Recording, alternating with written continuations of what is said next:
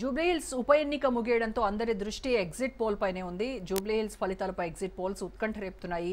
వివిధ సర్వే సంస్థలు తమ నివేదికలను ఇప్పుడిప్పుడే వెల్లడిస్తున్నాయి. ఎన్నికల సరళిపై చేసినటువంటి పలు సర్వే సంస్థలు తన అభిప్రాయాలను వ్యక్తం చేస్తున్నాయి. దీంతో గెలుపు ఎవరిది అనేటువంటి దాని ఇప్పటి నుంచే అంచనాలు పెరిగిపోయాయి. రైట్, ఇక మనతో జాయిన్ అవుతున్నారు ప్రముఖ విశ్లేషకులు అలాగే సీనియర్ జర్నలిస్ట్ బండారు రామ్మోహన్ రావు గారు. నమస్కారం అండి రామ్మోహన్ రావు గారు.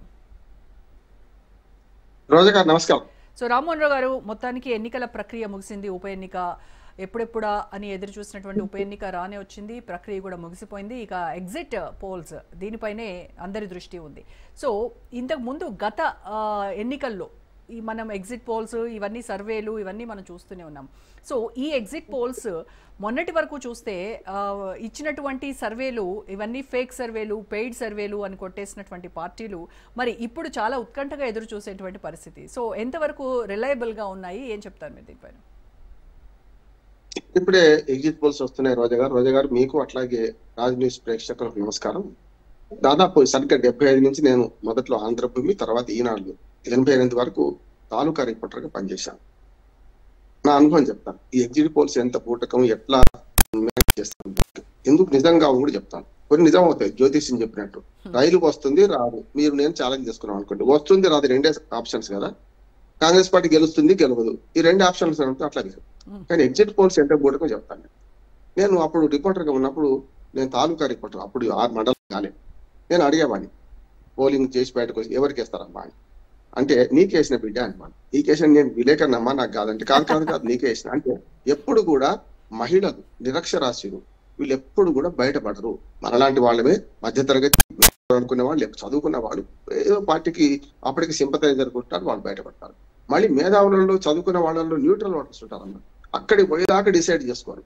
కానీ మహిళలు కానీ, పేదలు కానీ, పురుషులు కానీ, మహిళలు కానీ వాళ్ళు ఏం చేస్తారంటే ఆల్రెడీ డిసైడ్ అయిన ఉంటారు. మీరు ఇవన్నీ కూడా మీకు జూబ్లీహిల్స్ లో సంత జరుగుతుంటది, ప్రతి వారం ఒక సంత జరుగుతుంది. జూబ్లీహిల్స్ లో దాదాపు 7 డివిజన్లు ఉన్నాయి. 7 డివిజన్లలో డివిజన్ కు 2-3 సంతలు ఆరంలో ఎక్కడో జరుగుతుంటాయి కదా.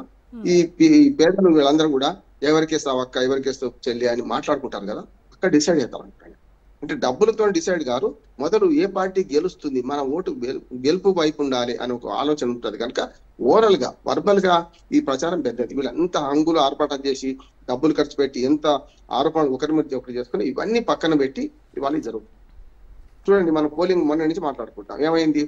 50% దాటదానండి. 2 లక్షల ఓట్లు వస్తే గొప్ప అన్నాను. చూస్తున్నాం కదా, 4 లక్షల ఓట్లు ఉన్నాయి. 47 మహా అయితే ఇంకొక 2% పెరిగిన 3% పెరిగినా 50% దాటాయి కదా. అంటే 2 లక్షల ఓట్లు పోలైతే ఘనం అంటున్నాడు. ఇప్పటిదాకా వచ్చినాయన్ని కూడా. ఈ సర్వేల దగ్గరికి వస్తే ఇప్పుడు జూబ్లీహిల్స్ లో కాంగ్రెస్ గెలుస్తుందనే సర్వే 1-2 ఎక్కువ మార్కులు ఇచ్చినట్టుంది సర్వేలు. కొన్ని నిన్నటి దాకా ఏం చేసినాయి, 51-52% బీఆర్ఎస్ ఉన్నది. కాంగ్రెస్ పార్టీకి దీని మధ్యన 4-5% 17% నుంచి 4-5% దాకా తేడా ఉన్నది నిన్న మన సర్వేలు వచ్చినాయి.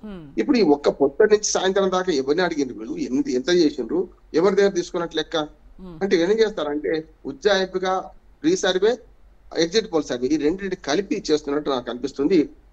వీళ్ళ స్ట్రెంత్ ను బట్టి అన్ని వాటిని అవమానించలేం. కానీ ఎందుకు ఫెయిల్ అవుతున్నాయి, ఎప్పుడు ఫెయిల్ అయింది ఒక మాట చెప్పి నేను దీనిలోకి వస్తాను. జాతీయ స్థాయిలో ఇది పనికి వస్తుంది. ఢిల్లీలో మొదటిసారి 49 అధికారులు ఉంది ఆమ్ ఆద్మీ పార్టీ. అప్పుడు ఎవరు చెప్పలే ఆమ్ ఆద్మీ పార్టీ అధికారంలోకి వస్తుందని ఎవరు చెప్పలే. 100కి 90 సర్వేలు అప్పటిదాకా షీలా దీక్షిత్ బ్రాహ్మణంగా పనిచేసింది, ఆమెనన్నా వస్తుంది లేకపోతే బీజేపీ అని వస్తుంది అన్నారు. ఏమైంది? 49 అధికారులు ఉన్నారు. కాకపోతే మెజార్టీ పెద్దగా లేకపోవడం వల్ల వాళ్ళ మన గఠబంధన్ మన పార్టీ, మన బీజేపీ పార్టీ, మన కాంగ్రెస్ పార్టీ, బీజేపీ పార్టీ 3 పార్టీల మధ్యన కొంత నెగలేక రాజీనామా చేసిండు ఆయన 49 కానీ రెండోసారి చేసినప్పుడు ఒకసారి రాజీనామా చేసి ఫెయిల్యూర్ ముఖ్యమంత్రి కదా, పెద్దగా రావనుకొని అందరు 50-52 సీట్ల కన్నా ఆమ్ ఆద్మీ పార్టీకి ఎక్కువ రావని ఊహించారు. కొందరైతే అసలు బీజేపీ అధికారంలోకి వస్తుందని. ఏమైంది? 70 సీట్లలో ఢిల్లీలో 67 సీట్లు వచ్చినాయమ్మా ఆమ్ ఆద్మీ పార్టీకి. ఎవరైనా ఊహించారా? 67 సీట్లు ఎవరు ఊహించింది. 3 సీట్లు మాత్రం బీజేపీ వచ్చిన, కాంగ్రెస్ కి 1 రాలే. కొన్ని తర్వాత ఊహించిండ్రా? తర్వాత బీజేపీ అధికారంలోకి వస్తుంది, ఈసారి ఆమ్ ఆద్మీ పార్టీ అయిపోయింది అన్నారు 3వ సారి గెలిచినప్పుడు. అప్పుడు కూడా చూడండి, బీజేపీ అధికారంలోకి వచ్చి పక్కన పెట్టి ఒక 4 యాంటీ ఇన్కంబెన్సీ ఓటు, ఎందుకంటే 2 సార్లు అప్పటికే ఉన్నారు వాళ్ళు కనుక ఆమ్ ఆద్మీ పార్టీకి వ్యతిరేకమైన ఓట్లు పడితే కేవలం 4 సీట్లు కోల్పోయింది. అంటే 63 సీట్లు వచ్చినాయి ఆమ్ ఆద్మీ పార్టీ. ఎవరైనా 63 సీట్లు వస్తే ఊహించారు. బీజేపీకి 45, 46, 47 అట్లా చెప్పారు. ఇది ఉదాహరణ తీసుకోవచ్చు. రెండోది ఏంటంటే మాస్ సర్వే చేస్తే శాంపిలింగ్ ఎక్కువ తీసుకుంటే కూడా ఉదయం నుంచి 11 గంటలు పోలింగ్ అయింది. ఈ 11 గంటలలో వీళ్ళు ఎంతమందిని కలిసి ఎన్ని వేల మందిని కలిసిండ్రు? వందల మందిని కలిపి మొత్తం ఓవరాల్ గా ఈ సర్వే చెప్పడమే సరైనది కాదు. సర్వే ఫలితాలు గతంలో విఫలమైనవి. కానీ ప్రింట్ మీడియా ఒకటి ఉన్నప్పుడు, నేను ఈనాడు చేస్తున్నప్పుడు ప్రింట్ మీడియా ఒకటి ఉన్నప్పుడు కొన్ని సర్వేలు చాలా వరకు అక్యురేట్ గా వచ్చినాయి. ఆ వ్యాక్యూమ్ చూడొచ్చు, పెద్ద ఎత్తున ఓటర్ల పోలరైజేషన్ చూడొచ్చు. ఉదాహరణకు ఎన్టీ రామారావు గారు 92లో పార్టీ పెట్టగానే ఈనాడు బాగా సర్వే చేసి, నేను కూడా అందులో భాగమైన తాలూకా విలేకరుగా చేస్తే మేము ఎంత అక్యురేట్ గా చెప్పగలిగినామంటే 200 దాటి సీట్లు వస్తాయి టీడీపీకి అని. అప్పుడు నెట్వర్క్ ఉంది. ఇప్పుడు ఈ సర్వే సంస్థలన్నిటికీ కూడా సోషల్ మీడియా తప్ప వీళ్ళకి ఆధారం లేదు. పెద్దగా కొన్ని పేడ్ సంస్థలు ఉన్నాయి. పేడ్ సంస్థలు నిన్నటి దాకా చేసినాయి. ఇవాళ పేడ్ ఉండదు, ఎవరు డబ్బులు ఇవ్వడు ఈ సర్వే చేయించుకోమని. ఎందుకంటే ఆల్రెడీ ఓటు పడ్డాక వాళ్ళు ప్రభావితం కూడా ఏం లేదు కదా.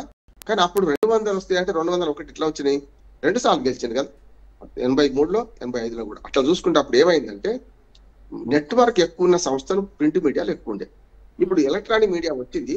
ఎలక్ట్రానిక్ మీడియాలు ఇంకా అక్యురేట్ గా రావాలి. కానీ ఎందుకు వస్తలేవు అంటే మన శాంపిలింగ్ తీసుకునే తక్కువ ఉన్నది ఒకటి.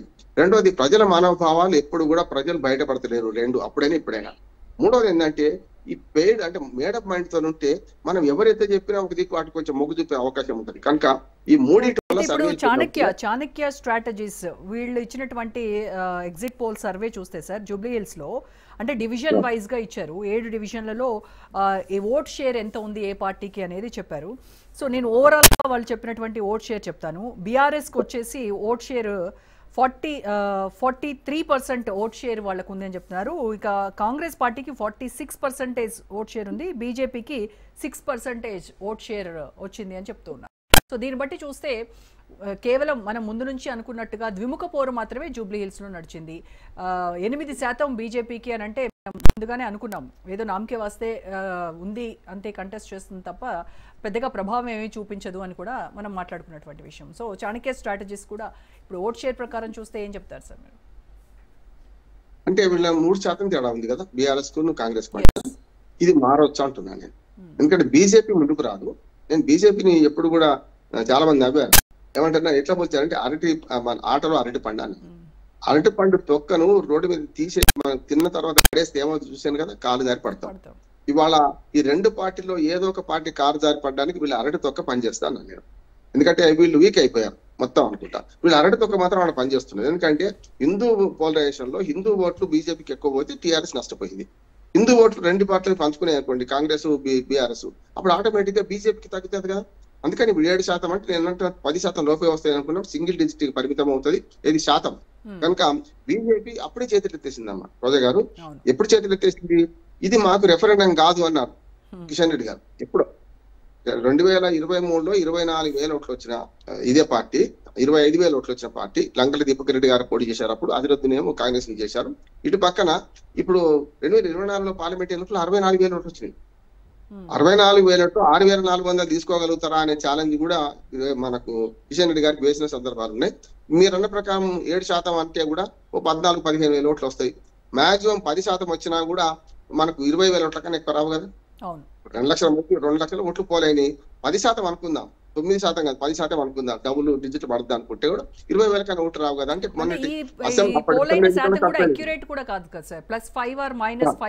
ఉంటుంది కదా. అందుకని నేను ఏమన్నా 3-3.5% ఓట్లు ఉన్నప్పుడు బీఆర్ఎస్ కూడా ఎందుకు గెలవకూడదు? బీఆర్ఎస్ కూడా గెలిచే ఆశ్చర్యం లేదు. బీజేపీ గెలవడానికి అవకాశం లేదు. కానీ ఈ రెండు పార్టీల మధ్య నేను ఒకటే అంటున్నాను, 3-4% తేడా ఉంటే ఇవన్నీ వీళ్ళు రిజల్ట్ వచ్చారు, రిజల్ట్ తర్వాత తెలుస్తుంది కదా. కనుక నా ఉద్దేశం ఏంటంటే బీఆర్ఎస్ కూడా అవకాశాలు ఉన్నాయని నేను అనుకుంటున్నాను. ఈ ఒక్క సర్వే. అట్లాగే బీహార్ ది కూడా ఒక్కసారి తీసుకుంటే బీహార్ లో ఇప్పుడు ఎన్డీఏ కూటమికి ఎక్కువ అవకాశాలు ఉన్నాయి. నేను మీకు ఒకసారి అప్డేట్ చేస్తాను సార్. పీపుల్స్ పల్స్ సర్వే ఎన్డీఏకి 133 నుంచి 159 సీట్లు వస్తాయని చెప్తోంది. మహాగఠబంధన్ కి 75 నుంచి 101 సీట్లు వచ్చేటువంటి అవకాశం ఉంది. ఇక ప్రశాంత్ కిషోర్ జన్సురాజ్ పార్టీ 0 నుంచి 5 సీట్లు గెలుచుకునేటువంటి అవకాశం ఉందనేది వాళ్ళ అంచనా. తర్వాత మ్యాట్రిజ్ సర్వే చూస్తే 147 నుంచి 167 ఎన్డీఏకి వచ్చేటువంటి అవకాశం. మహాగఠబంధన్కి 70 నుంచి 90 ఇచ్చారు వీళ్ళు. తర్వాత జేఎస్పీ 0 నుంచి 2. ఇక అలాగే చాణక్య ఇది చూస్తే 130 నుంచి 138 ఎన్డీఏకు, మహాగఠబంధన్కి 100 నుంచి 108, జేఎస్పీకి అసలు వాళ్ళు ఏమి ఇవ్వలేదు, అదర్స్ మాత్రం 3 నుంచి 5 అని చెప్తున్నారు. అంటే బీహార్లో ఎన్డీఏ విజయం తథ్యమని ఇప్పుడు మనం చెప్పినటువంటి ఎగ్జిట్ పోల్స్ చెప్పకనే చెప్తున్నాయి. సో ఎంజీబీకి మాత్రము మహాగఠబంధన్కి 100 సీట్ల వరకు వస్తాయని వాళ్ళ అంచనా ప్రకారం మనకి అర్థమవుతుంది. ఇక జన్సురాజ్ పార్టీ అయితే ఎలాంటి ప్రభావం చూపించకుండానే ప్రశాంత్ కిషోర్ స్ట్రాటజిస్ట్, మరి ఆయన ప్రభావం ఏమాత్రం ఈ ఎన్నికల్లో లేదనేది స్పష్టమవుతోంది. జనసురాజ్ పార్టీకి 0 నుంచి 5 లేకుండా 0 నుంచి 2 ఇస్తున్నారంటే ఒక రకం ఉదారంగా ఇచ్చినాను. నేను జనసురాజ్ పార్టీకి ఒక్కడు కూడా రాగలుగుతున్నాను. వస్తే కూడా వాళ్ళు వ్యక్తిగతంగా అంటే జనసురాజ్ పార్టీ పేరు మీద కాదు, ఎవరైనా పొరపాటున మనం తప్పిపోయిన ఆవులాగా ఎవరైనా ఆ 2 పార్టీలు టికెట్ రాని ఒక నేత ఎవరైనా ఉంటే వాళ్ళు ఎవరైనా వాళ్ళు వచ్చి ఏమైనా పోటీ చేస్తే గెలిచే అవకాశం 1-2 సీట్లకు ఉండొచ్చు. నేను ఒక చిన్న ఉదాహరణ చెప్తాను. గతంలో పవన్ కళ్యాణ్ గారు 2 చోట్ల ఓడిపోయిన తర్వాత కూడా ఒక సీట్ నుంచి రాజాం నుంచి ఒక్కరు గెలిచాను చూసింది కదా. ఆయన ఏమన్నాడు, నాకు పవన్ కళ్యాణ్ సంబంధం లేదు, నేను వేరే పార్టీ టికెట్ ఒకటి గెలిచినా ఇక్కడ నాదే గొప్పతనం అని ఆయన చెప్పి అటు వెళ్ళిపోయాడు. చూసింది కదా మీరు, వైసీపీలోకి వెళ్ళిపోయాడు. అంటే ఇట్లా ఎవరైనా తాను తప్ప అంటాం కదా, అట్లా మిగిలినారు అంటే 1-2 సీట్లు గెలిస్తే అది వాళ్ళ అదృష్టం తప్ప జనసురాజ్ పార్టీ గొప్పతనం కాదు. నేను ఎప్పుడు చెప్తుంటాను, మంచి కోచ్ ఆటగాళ్ళని తయారు చేస్తారు కానీ ఆట ఆడలేడు, ఆట ఆడి గెలవలేడు, ఒక మంచి ఆటగాడు కాలేడు. ఈయన కూడా అంతే, వ్యూహకర్తగా గెలిచే పార్టీల వైపు ఉండి వ్యూహకర్తగా రకరకాల బయటపడి సలహాలు బాగా ఇవ్వచ్చు. అంటే మనది కాకపోతే కాశీ దాకా దిగవచ్చు, ఆ పని చేసిండు ఆయన. కానీ ఇక్కడ అట్లా కాదు, ఇది సొంతంగా పోటీ పడాలి. అందుకని చూడండి, ఆయన పోటీ చేయలేదు ఎక్కడ కూడా. చూసిండా, అయ్యగారు ఉల్లిగడ్డ సాయంత్రం ఎక్కడ పోటీ చేయలేదు. ఎందుకు చేయలేదు తెలుసు, పోటీ చేస్తే ఓడిపోతే ఇంకా ఇజ్జత్ పోద్ది కదా అని చెప్పి. అందుకనే జనసురాజ్ పార్టీని పక్క తీసేయాల్సింది. ఆ 1-2 కూడా రావంటున్నాను నేను. ఏదో ఉదారంగా సర్వే సంస్థలు ఏదో ఇద్దామని ఇచ్చేసింది. 0 to 1 0నే కరెక్ట్, 0 మిగులుతుంది ఆఖరికి. అంటే మరి ప్రశాంత్ కిషోర్ చాలా క్లీన్ పాలిటిక్స్ పై చాలా ఫోకస్ చేశాడు, గవర్నెన్స్ గురించి చాలా మాట్లాడాడు, ఎడ్యుకేషన్ గురించి చాలా మాట్లాడాడు. ఆయనంత దుర్మార్గం ఎవరు చేయలేదు. అసలు ఓటర్లను అపాస్యం చేస్తున్నాడు నిజంగా చెప్పాలంటే. అంటే ఇవాళ ఎన్నికల వ్యవస్థను చెడగొట్టింది ఆయన అంటున్నాడు. ఎందుకంటే గతంలో పార్టీలు సొంత స్ట్రాటజీతో పోయేది, పార్టీల స్ట్రాటజీని చెడగొట్టి భావోద్రేకాన్ని భావోద్రేకంగా మార్చి, భావోద్వేగాలు ఉంటాయి, ఉద్వేగాన్ని ఉద్రేకంగా మార్చి తప్పుడు స్లోగన్లు ఇచ్చి రకరకాల జిమ్మికులు చేసి గెలిపించాడు అందరినీ కూడా. ఆ జిమ్మికులు అన్నింటి ఇప్పుడు కొత్తగా అలవాటైంది. అంతకుముందు స్ట్రాటజిస్టులు ఉన్నారా? ఎవరు లేకుంటారు కదా. ఈయనతోనే మొదలైంది వరకు చెప్పానంటే. గతంలో ఉండేవాళ్ళు పార్టీ వ్యూహకర్తలు, పార్టీలో ఉండేవారు. కామరాజు నాడారు ఇందిరాగాంధీ సలహా ఏమిచ్చిండు, నీకన్నా సీనియర్ని పక్కన పెట్టేసి నువ్వు వేస్తావు అన్నాడు. అంటే అది స్ట్రాటజీ అంటే. కానీ అవి స్ట్రాటజీ అంటే ఎట్లా గెలవాలి, గెలుపు గురాలు ఎట్లా సాధించాలి, ఏదైనా సరే చంపైనా సరే మనం ఎట్లా ముందుకు పోవాలి అనే దాని మీదనే వీళ్ళంతా పోయింది. పర్సనాలిటీ డెవలప్మెంట్ క్లాసులు లాంటి ఇవన్నీ కూడా. నేను పర్సనాలిటీ డెవలప్మెంట్ క్లాసులో మనం ఎట్లా ఎదగాలని చెప్తాను కానీ సమాజం ఎట్లా ఎక్కడ ఇది అంతే. ఈ స్ట్రాటజిస్టులన్నీ మనం గెలవడానికి ఏం చేయాలి, తప్పు చేసినా సరే కుండ బద్దలు కొట్టైనా సరే మనం గెలవాలంటారు కనుక అందుకని ఫెయిల్ అవుతున్నాడు. వేరే వాళ్ళకి సలహా చెప్పిండు, ఆయనకు ఇంకో ఆరోపణ ఏదైతే సలహాలు చెప్పాడో ఆయన తన పార్టీ కోసం అవే చేసేటువంటి ప్రయత్నంలో భాగంగానే మనం చూసాం సార్. 2022-24 మధ్య 5,000 కిలోమీటర్ల పాదయాత్ర చేశాడు ఆయన. సో అది ఏమాత్రం కూడా వర్కౌట్ అయినటువంటి పరిస్థితి వాళ్ళకి కనబడుతోంది. ఒక్కటి ఒప్పుకోవచ్చు, డబ్బులు మంచి శక్తి లేదు. మిగతా పార్టీ లాగా సారా డబ్బులు పంచలేదు, అది మాత్రం నిజం. అది మాత్రం అంతవరకు ఒప్పుకోవచ్చు. ఆయన మిగతా అన్ని పక్కన పెడితే సారా డబ్బులు పంచలేదు, పంచే డబ్బులు ఆయన లేవు. అందుకనే రాజకీయాల్లో మార్పు తెస్తాన ఆయన మాత్రం ఆయన ఓట్లు ఏవైతున్నాయో మహాగఠబంధన్కు నష్టం చేసినాయి అంటున్నాడు. ఎందుకంటే ఆయన పక్క బీజేపీ వ్యతిరేకి, నితీష్ కుమార్కి వ్యతిరేకి. కానీ అందుకని ఆయనకి ఏమైనా సెక్యులర్ ఓట్లు ఏమైనా పడేటి ఉంటే అవన్నీ ఎవరికి నష్టం చేస్తే మహాగఠబంధన్ నష్టం చేసింది, కాంగ్రెస్ ను తేజస్వి యాదవ్ నష్టం చేసింది కదా. అది మాత్రం చేయగలరు. ప్రశాంత్ కిషోర్ ఎన్డీఏకి స్పాయిలర్ లాగా ఉన్నాడా, ఇటు మహాగఠబంధన్ లాభం చేస్తాడు, ఎన్డీఏకి లాభం చేసిండు, స్పాయిల్ చేసేది మహాగఠబంధన్ స్పాయిల్ చేస్తాడు. ఓకేనా, ఓట్లు అని ఎన్డీఏ ఓట్లు కావు కనుక ఇక్కడ చీలిక మొదలు పెట్టండు. అందుకని వీళ్ళు చేయాల్సింది ఏమంటే ఒక 4-5 సీట్లు ఇచ్చారని ఉంచుకునేది ఉండే ఈ పార్టీలో, ఏది మహాగఠబంధన్ ఉంచుకునేది కాంగ్రెస్ కానీ తేజస్వి యాదవ్. అక్కడ పొరపాటు చేసిన ఉంటున్నాడు. ఎందుకంటే ఎప్పుడు కూడా గుడిసెలో మూలలో ముసలాం అని కూడా అశ్రద్ధ చేయొద్దంట మనం. ఎందుకు, గతంలో హర్యానాలో చూసినామమ్మా, హర్యానాలో ఏమైంది, ఆమ్ ఆద్మీ పార్టీతో పొత్తుకు తెచ్చుకుంటే 10 సీట్లు ఇస్తే అయిపోయింది. హర్యానాలో 1-2% ఓట్లు వచ్చినాయి ఏది ఆమ్ ఆద్మీ పార్టీకి, మొత్తం దెబ్బతీసింది కదా కాంగ్రెస్ పార్టీని. స్వయంకృత అభిమానం వాళ్ళు. ఇవాళ ఓటు చోరీ రకరకాలు అంటారు కానీ వాళ్ళ హర్యానాలో ఏ అనుభవం ఉందో ఏది ఆమ్ ఆద్మీ పార్టీతో, ఇవాళ మహాగఠబంధన్ కు ఈ జనసురాజ్ పార్టీ వల్ల 1% ఓట్లు పోయినా కూడా వీళ్ళు నష్టపోయేదా ఇటువక్కే. అందుకనే ఎంఐఎం గతంలో ఆ పని ఏం చేసింది, ఇప్పుడు చేసే జనసురాజ్ పార్టీ చేసే మేలు ఎన్డీఏకి అప్పుడేమో ఎంఐఎం చేసింది. 5 సీట్లు గెలుచుకున్నా ఓట్ల పోలరైజేషన్ లో ముస్లింల ఓట్లన్నీ ఒక దిక్కు చేసేసి హిందువుల ఓట్లు ఇటు పోలరైజ్ అయ్యాయి. అందుకనే ఎంఐఎంను ఒక రకంగా స్పై ఏది మనకు బీజేపీకి ఒక రకంగా అనుకూలమైన పార్టీ అని కూడా ముద్ర వేసిండ్రు. ఇప్పుడు అందుకని రానియలే ఆయన మనకు 2 ముస్లిం పార్టీలతో కలిపి పోటీ చేస్తా అంటే వాళ్ళు ఎవరు రానియలే. ఎంఐఎం నీ ఇష్టం నువ్వు చేసుకోకపోకుండా వాళ్ళు కూడా చేస్తున్నారు.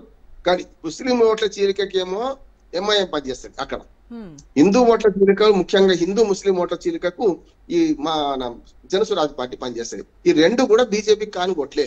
కనుక బీజేపీ రాని ఓట్ల తెలుసుకుంటే ఏమవుతుంది, ఆటోమేటిక్ బీజేపీ లాభం అవుతుంది. ఎంఐఎం జనసురాజ్ ఈ 2 కూడా బీజేపీ లాభం చేసినా కానీ సర్వే ఎగ్జిట్ పోల్ సర్వేస్ ఇట్లా వస్తున్నాయి అనుకుంటున్నాను. రెండో మాట చెప్తా. ఒకటి ఏంటంటే ఖచ్చితంగా ఈసారి కూడా నేనైతే ఎవరికి స్పష్టమైన మెజార్టీ 122 వస్తాయి నేను అనుకుంటలేను. మహాగఠబంధన్ కూడా అంత తక్కువ చేయడం అంచనా వేయడానికి వీల్లేదు. పోటీ చేసిన సీట్లే బీజేపీ 101 రోజా గారు, అట్లాగే 101 మన నితీష్ కుమార్ బీజేపీకి డెడ్ లగేజ్, మనిషిని మోయవచ్చు. డెడ్ లగేజ్ అంటారు ఎందుకంటే మనిషిని మోయవచ్చు కానీ చచ్చిపోయిన మనిషి శవాన్ని మోసడం కష్టం, బరువు ఎక్కువ ఉంటుంది. అందుకని ఏమంటున్నానంటే నితీష్ కుమార్ వ్యతిరేకత బీజేపీకి నష్టం చేస్తుంది. ఇక్కడ ఈ మహాగఠబంధన్లేమో వీక్నెస్ ఎక్కడ ఉందంటే కాంగ్రెస్ పోయినసారి 70 సీట్లు తీసుకుని 19 గెలిచిందమ్మా. ఈసారి కాంగ్రెస్ వాళ్ళు మొత్తుకున్నారు, మీకు ఇయ్యమయ్యా, మీకు ఇయ్యం, లేకపోతే నన్ను ముఖ్యమంత్రి అభ్యర్థిగా ప్రకటించకపోతే మీతో పోటీ చేయ, మీతో కలవ, నా ఇష్టం నేను చేసుకుంటా అని తేజస్వి యాదవ్ బెదిరిస్తే తేజస్వి యాదవ్ ముఖ్యమంత్రి అభ్యర్థి ప్రకటించారు కదా. అందుకని ఏమంటారు అంటే ఇక్కడ డెడ్ లగేజ్ ఏమో మహాగఠబంధన్ కి ఏమో కాంగ్రెస్ డెడ్ లగేజ్, ఇటు పక్కనేమో నితీష్ కుమార్ ఇటు డెడ్ లగేజ్. పోటీ ప్రధానంగా మన BJP versus Tejashwi Yadav RJD మధ్య ఉంటది. కానీ ఆర్జేడీకి ఒక అడ్వాంటేజ్ ఏంటంటే 135 సీట్ల దాకా పోటీ చేసింది. ఆర్జేడీ ఎక్కువ సీట్లకు పోటీ చేసింది. ఇప్పుడు ఈ 2 పార్టీలు నితీష్ కుమార్ కానీ బీజేపీ 101కే పరిమితం అయితే ఇద్దరు చెరసగం పంచుకున్నారు. మిగతాది మనకు రామ్ విలాస్ పాస్వాన్ కొడుకు చిరాగ్ పాస్వాన్ కొన్ని సీట్లు ఇచ్చారు. ఆయన వాళ్ళకు కూడా 5-10 సీట్లు గెలుచుకుంటారు. కనుక అవన్నీ ఎన్డీఏ కూడమే కదా, ఇటు కాదు కదా. ఇక్కడికి వచ్చే కాలం ఏంటంటే వీక్నెస్ ఎక్కడ ఉందంటే ఎక్కువ సీట్లు తీసుకొని ఎక్కువ సీట్లు ఓడిపోయేది కాంగ్రెస్ పార్టీ. కనుక ఎన్ని సీట్లు వీళ్ళు గెలిచినా 122 సొంతంగా అయితే మనకు తేజస్వి యాదవ్ గెలవడు కదా. కనుక 122 గెలవకపోతే కాంగ్రెస్ పార్టీ ఓట్లు కలుపుకోవాల్సిందే ఉంటది. కనుక 122 మ్యాజిక్ ఫోర్ దాటకపోవచ్చు. ఇటుపక్క మాత్రం 101 చేసింది. కానీ బీజేపీ ఈసారి ఎక్కువ సీట్లు గెలుచుకుంటుంది. 101 పైగా గెలుచుకుంటుంది, 85-90 దాకా గెలుచుకుంటుంది అన్న మాట వస్తుంది. దాని ద్వారానే 30 సీట్లు వచ్చినా ఈ కలిసి ప్రభుత్వం ఏర్పాటు చేస్తే ఈసారి నితీష్ కుమార్ కన్నా ముఖ్యమంత్రి కాడు, గంటబద్ధంగా చెప్తాం, బీజేపీ ముఖ్యమంత్రి అవుతాం. అయితే ఏది కూటమి అధికారంలోకి వస్తే ఓకే. సో నితీష్ 10వసారి సీఎం అయ్యేటువంటి ఛాన్స్ అయితే అసలు లేదంటారు. నవీన్ పట్నాయక్ లాగానే నితీష్ కుమార్ ఇంట్లో కూర్చోవాల్సిన కాబట్టి నితీష్ కుమార్ రాజకీయ వ్యూహకర్త కనుక రాజకీయంగా బాగా ఆరితేరింది కనుక నవీన్ పట్నాయక్ ప్రచారంలో నితీష్ ని ముందు పెట్టి ప్రచారం చేశారు. తర్వాత చాలా ఫిట్ గా ఉన్నారని చెప్పారు నితీష్ కుమార్. అమిత్ షా కూడా ప్రచారం చేశారు. ముఖ్యమంత్రి అభ్యర్థి ఎందుకు ప్రకటించలేదు? ఇటు వీళ్ళు ఏమన్నారు, మహాగఠబంధన్ మీకు ముఖ్యమంత్రి ఎవరు చెప్పండి అన్న. అంతకుముందు వీళ్ళు అదే ప్రశ్న ఎదుర్కొన్నారు, ముఖ్యమంత్రి మీకు ఎవరో చెప్పండి అన్నారు కదా, చెప్పలే కదా. అంటే ఈసారి నర్మగర్భంగా బీజేపీ ఎక్కువ సీట్లు, ఒక మాట అన్నది డైరెక్ట్ అన్న అమిత్ షా అన్నాడు కూడా, ఎక్కువ సీట్లు ముఖ్యమంత్రి అవుతారు పోమన్నాడు. ఎక్కువ సీట్లు ఎవరికి వచ్చినాయి? పోయినసారి 76 సీట్లు బీజేపీకి వచ్చినాయి, 44 సీట్లే మన నితీష్ కుమార్కి వచ్చినాయి. కానీ నితీష్ కుమార్కి ఇచ్చిండ్రు. కానీ ఈ ఆట జల్లం. ఇప్పుడు ఒకసారి ఒకరిని మోసం చేయొచ్చు, 2 సార్లు 4 మోసం చేయొచ్చు, 3వసారి అందరినీ అన్నిసార్లు మోసం చేయలేడు కదా. ఒక మాట చెప్పి ముగిస్తాను, నితీష్ కుమార్ ను గతంలో ఇదే మహాగఠబంధన్ లో ఉండేవాడు కదా అంతకుముందు, యూపీలో ఉండి ముఖ్యమంత్రిగా ఆయన, తేజస్వి యాదవ్ ఉప ముఖ్యమంత్రిగా ఉన్నాడు. ఆయన చంచలత్వం ఎక్కువ కనుక వెంటనే కూటమి మారింది కదా. ఇప్పుడు నితీష్ కుమార్ 3 సార్లు కూటమిలో మారింది, నేను జన్మలో అటు పోయింది. కనుక అంతకుముందు నితీష్ కుమార్ కలిసే ఉన్నాడు కదా, కాంగ్రెస్ పార్టీతో వీళ్ళతో కలిసే ఉన్నాడు కదా. అయితే ఆటల వల్ల ఇప్పుడు వాళ్ళు కూడా రానియారు కదా. నితీష్ కుమార్ 31 సీట్లు వస్తాయి అనుకుందాం, నేను మహాగఠబంధన్ పోతా అంటాడు అనుకోండి, ముఖ్యమంత్రిగా అయితే ఆయనకి ఇవ్వరు కదా. ఇప్పుడు ఈసారి తేజస్వి యాదవ్ అంటారు, కానీ ఉప ముఖ్యమంత్రి ఉండలేడు కదా. కనుక ఇప్పుడు ఏమైతే ఇటు పోలేడు. ఇక్కడ బీజేపీ ఏమంటుంది, ఎక్కువ సీట్లు వచ్చేవాడికి ముఖ్యమంత్రి అంటున్నది. ఎట్టి పరిస్థితుల్లో ఈ రెండింటి 101 చేసింది. కానీ ఎట్టి పరిస్థితుల్లో 50 సీట్లు దాటరు నితీష్ కుమార్. మొన్ననే 44, ఈసారి ఇంకా అధ్వానంగా ఉన్నది. పోనీ 50 అనుకుందాం, వీళ్ళు 80 గెలిచి వాళ్ళు 50 అయితే ఏమైతుంది, ఆటోమేటిక్ బీజేపీ ముఖ్యమంత్రి అవుతారు కదా. కాకపోతే నితీష్ కుమార్ కు ఒక కొత్త ఉద్యోగం ఇస్తారు, కేంద్ర మంత్రిగా తీసుకుంటారు ఆయన. అప్పుడు ఏమైతుంది, ఉప ముఖ్యమంత్రి పదవి మన నితీష్ కుమార్ జేడీయూ జనతాదళ్ యునైటెడ్ అంటే నితీష్ కుమార్ పార్టీకి ఉప ముఖ్యమంత్రి మీరు ఎవరన్నా ఎంపిక చేసి ఇవ్వండి, మీరు మాత్రం లేదు అని అంటారు. ఉప ముఖ్యమంత్రి అయితే ఉండలేడు కదా తానైతే. ఇప్పుడు మహారాష్ట్ర రాజకీయాలు కావు, ఫడ్నవీస్ చాలా గొప్పోడు కనుక ముఖ్యమంత్రి చేస్తున్నాడు, ముఖ్యమంత్రి ఉన్నాడు, కానీ అక్కడ అట్లుండే రాజకీయాలు. అక్కడ నితీష్ కుమార్ అయితే కేంద్ర మంత్రికి పోతాడు, లేకపోతే సైలెంట్ అవుతాడు. రైట్ సార్, మనతో జాయిన్ అయ్యారు బీజేపీ నాయకులు అల్జాపూర్ శ్రీనివాస్ గారు అండ్ కాంగ్రెస్ అధికార ప్రతినిధి డాక్టర్ కౌశిక్ యాదవ్ గారు. నమస్కారం అండి ఇద్దరికి. నమస్కారం మేడం. సో శ్రీనివాస్ గారు నమస్కారం సార్. నమస్కారం మేడం. ఎస్, బీహార్ లో చూస్తే ఎన్డీఏ పవనాలు వేస్తున్నాయి. పీపుల్స్ పల్స్, మ్యాట్రిస్, చాణక్య అన్ని సర్వే సంస్థలన్నీ కూడా ఎన్డీఏకు 133, 159 వరకు పీపుల్స్ పల్స్ ఇచ్చింది. అలాగే మ్యాట్రిస్ 147 నుంచి 167, చాణక్య 130 నుంచి 138 సీట్లు ఇచ్చినటువంటి పరిస్థితి. సో బీహార్లో పరిస్థితి ఉంది. బట్ జూబ్లీ హిల్స్కి వచ్చేసరికి బీజేపీ వెనుకబడిందనే చెప్పాలి. దాదాపుగా 8% ఓట్ షేర్ మాత్రమే బీజేపీకి దక్కింది అని చెప్తున్నాయి సర్వేలు. సో ఎలా చూస్తున్నారు? ఇప్పుడే ఏమి ఊహించలేము. జూబ్లీస్ ప్రజలు చాలా వివేకంతో ఓటేసిందని వేసి ఉంటారని నేను భావిస్తున్నాను. 2 ప్రభుత్వాలు కూడా ఆ యొక్క ప్రాంతాన్ని పాలించినాయి.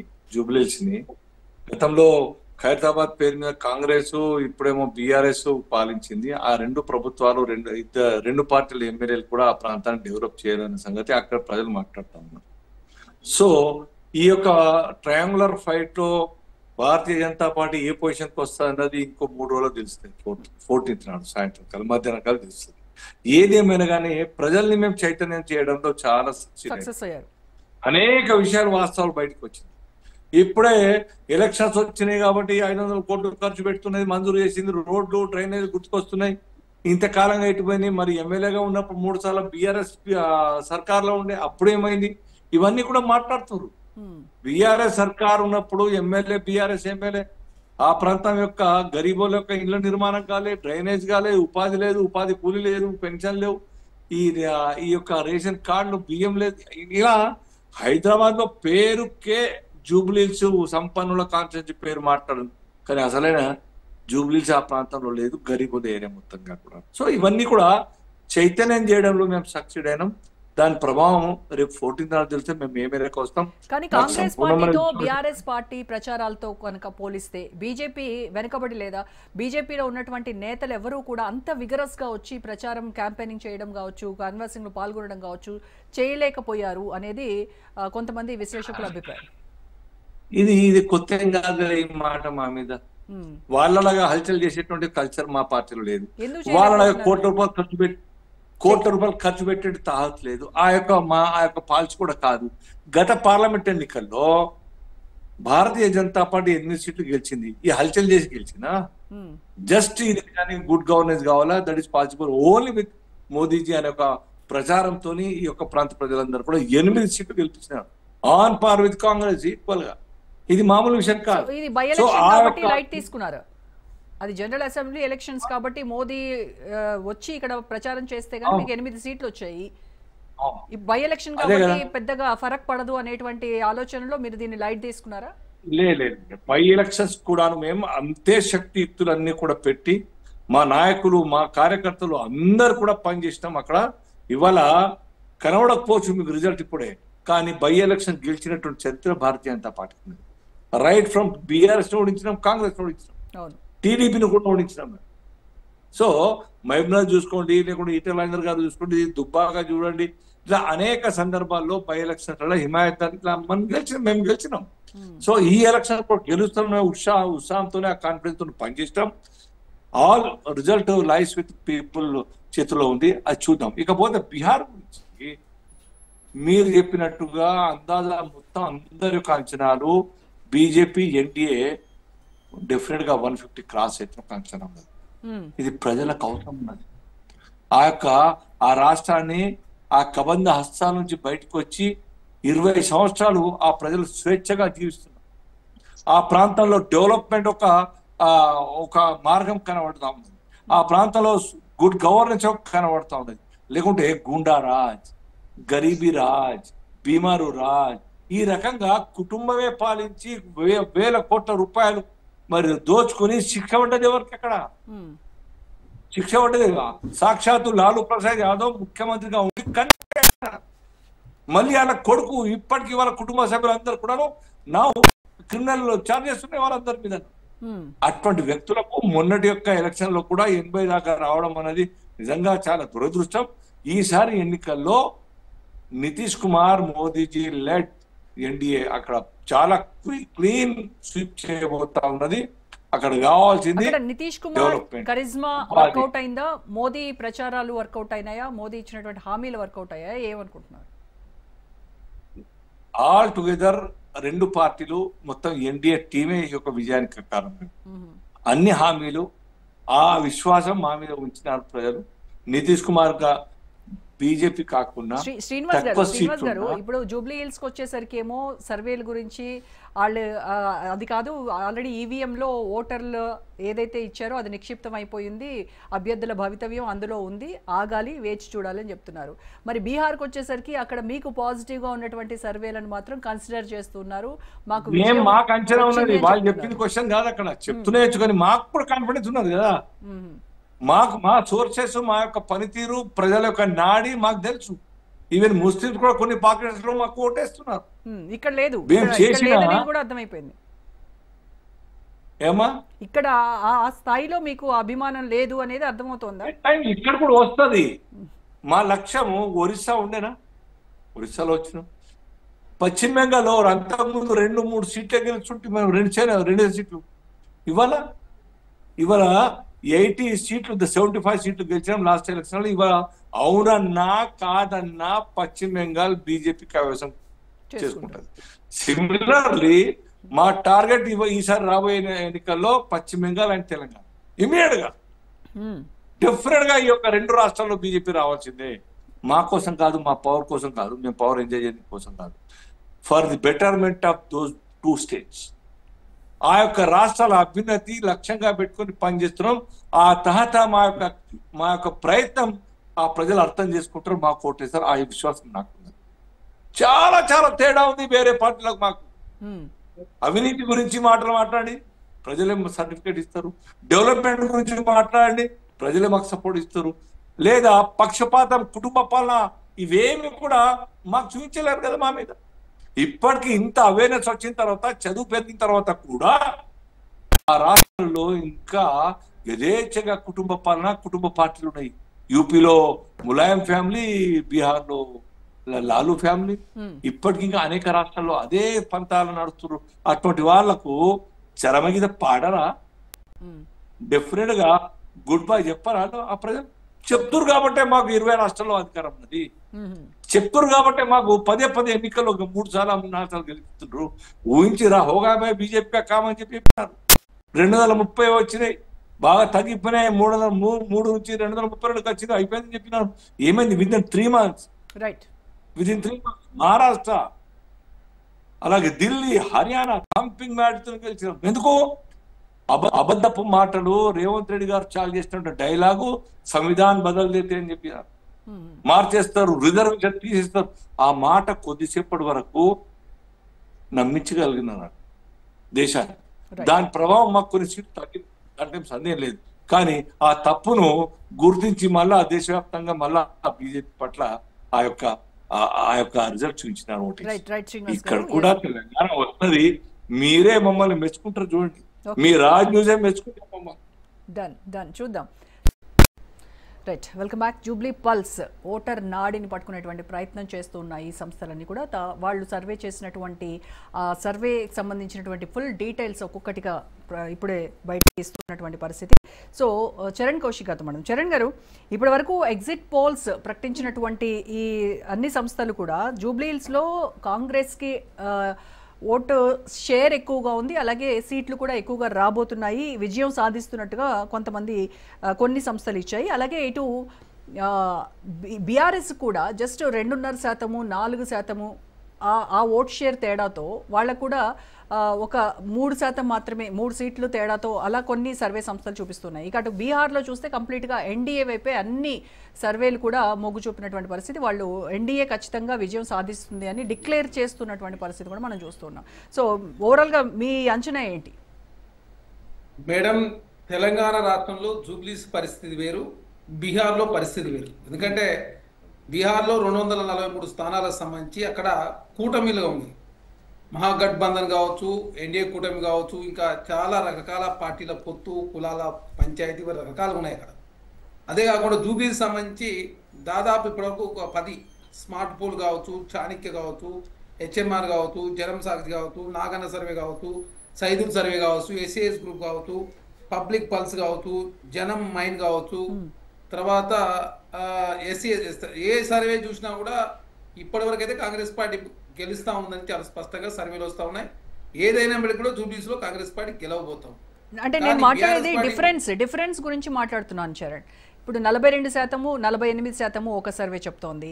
తర్వాత 45.5, 46.5 ఒకటి చెప్తున్నాయి. సో ఈ చాలా తక్కువ డిఫరెన్స్ కనబడుతూ ఉన్నాయి రెండు పార్టీలకు వాళ్ళు ఇచ్చినటువంటి సర్వేలు. మేడం ఇక్కడ అన్ని కూడా మ్యాక్సిమం అంటే 6% వరకు హైయెస్ట్ ఉన్న పరిస్థితి మనం చూసినాం. లోయెస్ట్గా చూసినప్పుడు 3% కన్నా ఎక్కువ అంటే తక్కువ అయితే ఎక్కడ లేదు. కాబట్టి ఖచ్చితంగా జూబ్లీస్లో కాంగ్రెస్ పార్టీ గెలవబోతా ఉంది. అదే కాకుండా బీహార్ సంబంధించి చూసినప్పుడు కూడా 2005 ముందు లల్లు ప్రసాద్ గారు అక్కడ ముఖ్యమంత్రిగా 15 సంవత్సరాల కాలం పాటు రబ్రీదేవిగా లల్లు ప్రసాద్ యాదవ్ గారు ఉన్నారు. ఆనాడు 2005 పరిస్థితి ఎట్టుందో ఈ రోజు 20 సంవత్సరాల కాలం పాటు ఎన్డీఏ కావచ్చు, నితీష్ కుమార్ గారే ముఖ్యమంత్రి. 284 రోజులు మాత్రమే నితీష్ కుమార్ గారు కాకుండా వేరే వాళ్ళు ముఖ్యమంత్రి మాంజీ గారు ఉన్నారు. కానీ ఆ రోజు జీడిపి ఏ విధంగా ఉందో ఈ రోజు జీడిపి కూడా అదే పరిస్థితి. ఆ రోజు ఆకలి చావు ఏ విధంగా ఈ రోజు అదే ఆకలి చావదు. ఆ రోజు నిరుద్యోగం ఏ విధంగా ఉందో ఈ రోజు నిరుద్యోగం కూడా అట్నే ఉన్నది. కాకపోతే భారతీయ జనతా పార్టీ ఏంటంటే పెద్ద ఎత్తున ఒక్కొక్క రాష్ట్రంలో ఒక్కొక్క వ్యూహంతో ముందుకు పోవడు. అదే కాకుండా కేంద్రంలో గవర్నమెంట్ ఉంది కాబట్టి మేము మహారాష్ట్ర తరాలో మహిళలకు సంబంధించినటువంటి నెలకు 2,500 రూపాయలు మెహంగీ సంబంధించిన పథకం కావచ్చు, మధ్యప్రదేశ్లో కావచ్చు, అదే కాకుండా రకరకాల పథకాలను ఆకర్షించే ప్రయత్నం కేంద్రంలో భారతీయ జనతా పార్టీ ఉంది కాబట్టి మేము 59,000 కోట్ల రూపాయలు అది ప్రత్యేకమైనటువంటి కేంద్రం నుంచి సహకారం తీసుకున్నాం. మఖానా పోర్టు ఏర్పాటు చేసిరు, ఎయిర్పోర్ట్ విస్తరణ చేసిరు, ఇది పాట్నా ఎయిర్పోర్ట్ సంబంధించి. అదే కాకుండా రకరకాల ద్వారా బీహార్లో మా అదేవిధంగా బయటపడాల ఏకైక లక్ష్యంతో భారతీయ జనతా పార్టీ ముందు. కాకపోతే నితీష్ కుమార్ గారి నేతృత్వంలో మాత్రం ఎలక్షన్ పోతా ఉన్నారు. ముఖ్యమంత్రి అభ్యర్థి ఎవరంటే చెప్పని పరిస్థితి. ఎందుకంటే గతంలో శివరాజ్ సింగ్ ఆధ్వర్యంలో మధ్యప్రదేశ్ ఎలక్షన్ పోయారు, ముఖ్యమంత్రి అభ్యర్థి అనౌన్స్ చేయలేదు. తర్వాత వాళ్ళు ముఖ్యమంత్రి కుర్చీలో కూర్చోబెట్టలేదు, మోహన్ యాదవ్ గారు వచ్చారు. తర్వాత మహారాష్ట్రలో ఎలక్షన్ పోయారు, సీఎం అభ్యర్థి అనౌన్స్ చేయలేదు. తర్వాత చూస్తే ఫడ్నీస్ గారు అయిన పరిస్థితి మనం చూస్తా ఉన్నాం. నితీష్ కుమార్ గారిని ముఖ్యమంత్రి అభ్యర్థి అనౌన్స్ చేయకుండా ముఖ్యమంత్రి అభ్యర్థి అనౌన్స్ చేస్తుంటే పరిస్థితి వేరుగా ఉండేది. ఎందుకంటే నితీష్ కుమార్ గారిని ముఖ్యమంత్రి కావాలని చెప్పేసి 14% మంది మాత్రమే కోరుకుంటా ఉన్నారు. 43% మంది తేజస్వి యాదవ్ ముఖ్యమంత్రి ఉండాలని చెప్పి కోరుకుంటా ఉన్నారు. అదే కాక జన్ సురాజ్ పార్టీ ఉన్నది. ఈసారి ఏ పార్టీకి నష్టం చేస్తారో చూడాల్సిన అవసరం ఉంది. అదే కాకుండా అక్కడ ఏదైతే చిరగ్ పాశ్వాన్ కావచ్చు, పశుపత్ పాశ్వాన్ గారు గతంలో భారతీయ జనతా పార్టీ పశుపత్ పాశ్వాన్ ఉపయోగించుకొని చిరగ్ పాశ్వాన్ గారిని లొంగ తీసుకున్నారు. తర్వాత చిరగ్ పాశ్వాన్ ఉపయోగించుకొని ఇప్పుడు పశుపత్ పాశ్వాన్కి తెడు చూపించిన పరిస్థితి మనం చూస్తా ఉన్నాం. కాబట్టి భారతీయ జనతా పార్టీ ఓట్ల కోసం, సీట్ల కోసం ఏదైనా చేయడానికి సిద్ధంగా ఉంటారు. వాళ్ళు ఒరిస్సాలో అదే చేసిరు, నవీన్ పట్నాయక్ గారిని ఉపయోగించుకున్నారు. అక్కడ నవీన్ పట్నాయక్ బలహీనపరిచి అక్కడ అధికారులకు వచ్చిన పరిస్థితి మనం చూస్తా ఉన్నాం. దేశంలో భారతీయ జనతా పార్టీ ఏ పార్టీ పొత్తు పెట్టుకున్నా కూడా ఫస్ట్ భారతీయ జనతా పార్టీ సెకండ్ పార్ట్నర్ కూడా తర్వాత వాళ్ళే ఫస్ట్ వస్తుంది. ఇప్పుడు బీహార్లో కూడా జేడీయూను కింద నెట్టేసి భారతీయ జనతా పార్టీ ముందు వచ్చిన పరిస్థితి. అదే అకాలీదళ్ పంజాబ్లో వాళ్ళ కింది నెట్టేసి వాళ్ళే ముందుకు వచ్చిన పరిస్థితి. ఒరిస్సాలో నవీన్ పట్నాయక్ పార్టీకి సంబంధించి బిజు జనతాలను వెనక నెట్టి భారతీయ జనతా పార్టీ ముందుకు వచ్చిన పరిస్థితి. దేశంలో ఏ రాష్ట్రంలో మీరు చెక్ చేసుకోండి, భారతీయ జనతా పార్టీ పొత్తు పెట్టుకున్న ఏ రాష్ట్రంలో కూడా భారతీయ జనతా పార్టీ పొత్తు పెట్టుకున్న పార్టీలను ఖతం చేసి వాళ్ళే ముందుకు వస్తారు. కర్ణాటకలో జేడీఎస్ కావచ్చు, మెహబూబా ముఫ్తీ జమ్మూ కాశ్మీర్లో వాళ్ళతో కలిసి వాళ్ళ ప్రభుత్వాన్ని ఏర్పాటు చేసి మెహబూబా ముఫ్తీ గారికి 3 ఎమ్మెల్యే స్థానాలు గెలిచిన పరిస్థితి మనం చూస్తా ఉన్నాం. దేశంలో ఇట్లా ఎగ్జాంపుల్ చెప్పుకునే పోతే చాలా రాష్ట్రాల్లో, అదే జననాయక జనతా పార్టీ హర్యానా ఒక రాష్ట్రం కాదు, వాళ్ళు ఏకంగా ఉనికి కోల్పోయిన పరిస్థితి. కాబట్టి రేపు నితీష్ కుమార్ గారు కూడా ముఖ్యమంత్రి గారు ఏదేమైనప్పుడు కూడా ఖచ్చితంగా అక్కడ కూటమిలకు సంబంధించి చాలా రకరకాల ఫ్యాక్టర్స్ పనిచేస్తాయి. కాబట్టి ఎగ్జిట్ బీహార్లో నేనైతే పూర్తి స్థాయిలో విశ్వసించలేము. ఎందుకంటే అక్కడ కూటములు ఉన్నాయి, పార్టీల పంచాయతీ, కులాల పంచాయతీ, రకరకాల ఫ్యాక్టర్స్ పనిచేస్తాయి. 20 సంవత్సరాల కింద బీహార్ ఎట్లా ఉందో ఈ రోజు కూడా అదే పరిస్థితిలో ఉందని చెప్పేసి పెద్ద ఎత్తున దానికి సంబంధించిన ఆర్టికల్స్ కావచ్చు, జీడిపిని చూసినప్పుడు 28 రాష్ట్రాల జీడిపి చూసినప్పుడు 14వ ప్లేస్లో ఉండు కావచ్చు. అదే కాకుండా ఉద్యోగాలకు సంబంధించి నోటిఫికేషన్ ఇస్తే దేశవ్యాప్తంగా ఏదైతే బీహార్ రాష్ట్రంలో వలస వచ్చిన వాళ్ళంతా ఏ విధంగా ఒక పోస్టుకు 30,000 మంది పోటీ పడ్డ పరిస్థితి కావచ్చు. కాబట్టి రకరకాల ఫ్యాక్టర్స్ నిరుద్యోగం పెరిగిపోతా ఉంది. నితీష్ కుమార్ గారు ఆదరణ కనబోతా ఉంది. మహాగఠబంధన్ కూటమి కూడా ఎన్డీఏ కూటమికి ఏమాత్రం తీసిపోని విధంగా చాలా మీరు కూడా హామీలు ఇచ్చారు. ఉపాధి గురించి, అలాగే యూత్ మైగ్రేషన్ గురించి మాట్లాడారు, సామాజిక భద్రత, మెయిన్ గా కాస్ట్ సెన్సస్ గురించి చాలా చేస్తామని చెప్పారు. అయినా ఇవన్నీ కూడా ఎక్కడ మీకు అంత ప్లస్ అయినట్టు ఏమని అనిపించట్లేదా? మేడం ఇక్కడ మీరు దయచేసి అర్థం చేసుకోవాల్సింది ఏంటంటే, మీరు చూస్తూ ఉన్నారు హర్యానాలో ఎలక్షన్ కమిషన్ వాడుకొని 25 లక్షల ఓట్లు, ఎంపీ ఎలక్షన్ల తర్వాత ఎమ్మెల్యే 25 లక్షల ఓట్లు పెరిగినాయి. ఉత్తరప్రదేశ్ నుంచి 9 లక్షల మంది వచ్చేసి హర్యానాలో ఓట్లు వేసారు. హర్యానాలో తర్వాత మహారాష్ట్రలో దాదాపు ఎంపీ ఎలక్షన్కి ఎమ్మెల్యే ఎలక్షన్ మధ్య 1 కోటి ఓట్ల వ్యత్యాసం. ఇప్పుడు బీహార్లో 63 లక్షల ఓట్లు తొలగించింది భారతీయ జనతా పార్టీ.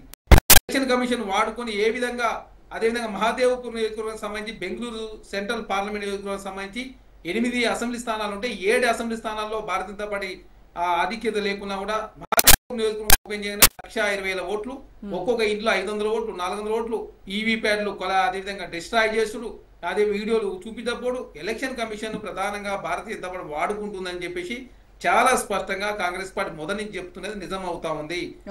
దానిలో భాగంగా భారతీయ జనతా పార్టీ కర్ణాటకలో ఏమైంది, కర్ణాటకలో ఉచితాలకు మేము వ్యతిరేకం అన్నారు. కర్ణాటకలో ఓడిపోయిన తర్వాత ఢిల్లీకి వచ్చే తలకే అదే 12 లక్షల ఇన్కమ్ ట్యాక్స్ రిపేట్ ఇచ్చి అక్కడ ఢిల్లీలో 40 లక్షల మంది ఎంప్లాయీస్ లాభం జరుగుతుంది. ఢిల్లీలో కేజ్రీవాల్ కన్నా కూడా అత్యధికంగా ఉచిత పథకాలు ఇచ్చి అధికారులకు వచ్చారు. ఇప్పుడు బీహార్ సంబంధించి వస్తే జిఎస్టీ ప్రభావం అందరి మీద పడుతుంది కాబట్టి జిఎస్టీ స్లాబులను ఎప్పటి నుంచో 8 సంవత్సరాలు తక్కువ చేయాలని చెప్పి కాంగ్రెస్ పార్టీ కోరుతా ఉన్నా. ఎలక్షన్ సందర్భంగా జిఎస్టీ తక్కువ చేసిరు. అదే కాకుండా ఆ సింధూర్ ఆపరేషన్ జరుగుతూ ఉంటే ప్రధానమంత్రిగా విదేశాలు డైరెక్ట్ వచ్చి బీహార్లో స్టేట్మెంట్ ఇచ్చారు. కాబట్టి బీహార్లో మత విద్వేషాలు రెచ్చగొట్టే ప్రసంగాలు కావచ్చు, సింధూర్ ఆపరేషన్ ఉపయోగించుకునే కావచ్చు, ప్రభుత్వ పరంగా ఆ మకానా బోర్డు సంబంధించి బోర్డును ఏర్పాటు చేసి కావచ్చు, పాట్నా ఎయిర్పోర్ట్ విస్తరణ కావచ్చు, భారీ ఇరిగేషన్ ప్రాజెక్టు కావచ్చు, 59,000 కోట్ల రూపాయల ప్రత్యేక నిధి కావచ్చు, నితీష్ కుమార్ గారిని ముఖ్యమంత్రి అభ్యర్థిగా అనౌన్స్ చేయకుండా కావచ్చు, చిరాగ్ పాస్వాన్ గారు, పశుపతి పాస్వాన్ మధ్య చెప్తున్నాయి కదా. అయినప్పటికీ కూడా ఇక్కడ మీరు దయచేసి జూబ్లీస్ వేరు, బీహార్ వేరు. దయచేసి బీహార్ లో జన్ స్వరాజ్ పార్టీ ఎవరికి నష్టం చేస్తుంది, మేడం అది ఎటు మహాగఠబంధన్కే ప్రశాంత్ కిషోర్ స్పాయిలర్ అవుతున్నాడు అనేది విశ్లేషకులు చెప్తున్నటువంటి మాట. మేడం మొదటి నుంచి మేము చెప్తూనే ఉన్నాం, ప్రశాంత్ కిషోర్ ని దేశవ్యాప్తంగా నరేంద్ర మోడీ గారు 2014లో వాడుకొని అధికారులకు వచ్చిండు. తర్వాత వారు చాలా పార్టీలకు కన్సల్టెంట్ గా పనిచేసారు. తర్వాత వారు ఇప్పుడు భారతీయ జనతా పార్టీ పక్షాన మరి ఇప్పుడు ఓటు చేసి వారు పోటీ చేయకుండా వారు పోటీ చేసి కాంగ్రెస్ పార్టీకి ప్రతిపక్షాలు నష్టం చేసే ప్రయత్నం కూడా చేయొచ్చు. రేపు మొత్తం అంతిమంగా పూర్తిస్థాయి రిజల్ట్ చూస్తే తప్ప వాస్తవ విషయాలు బయట. అదే కాకుండా పోయినసారి 12,500 ఓట్లతో మాత్రమే కాంగ్రెస్ కూటమి అక్కడ బీహార్లో ఓడిపోయిన పరిస్థితి మనం చూసినాం.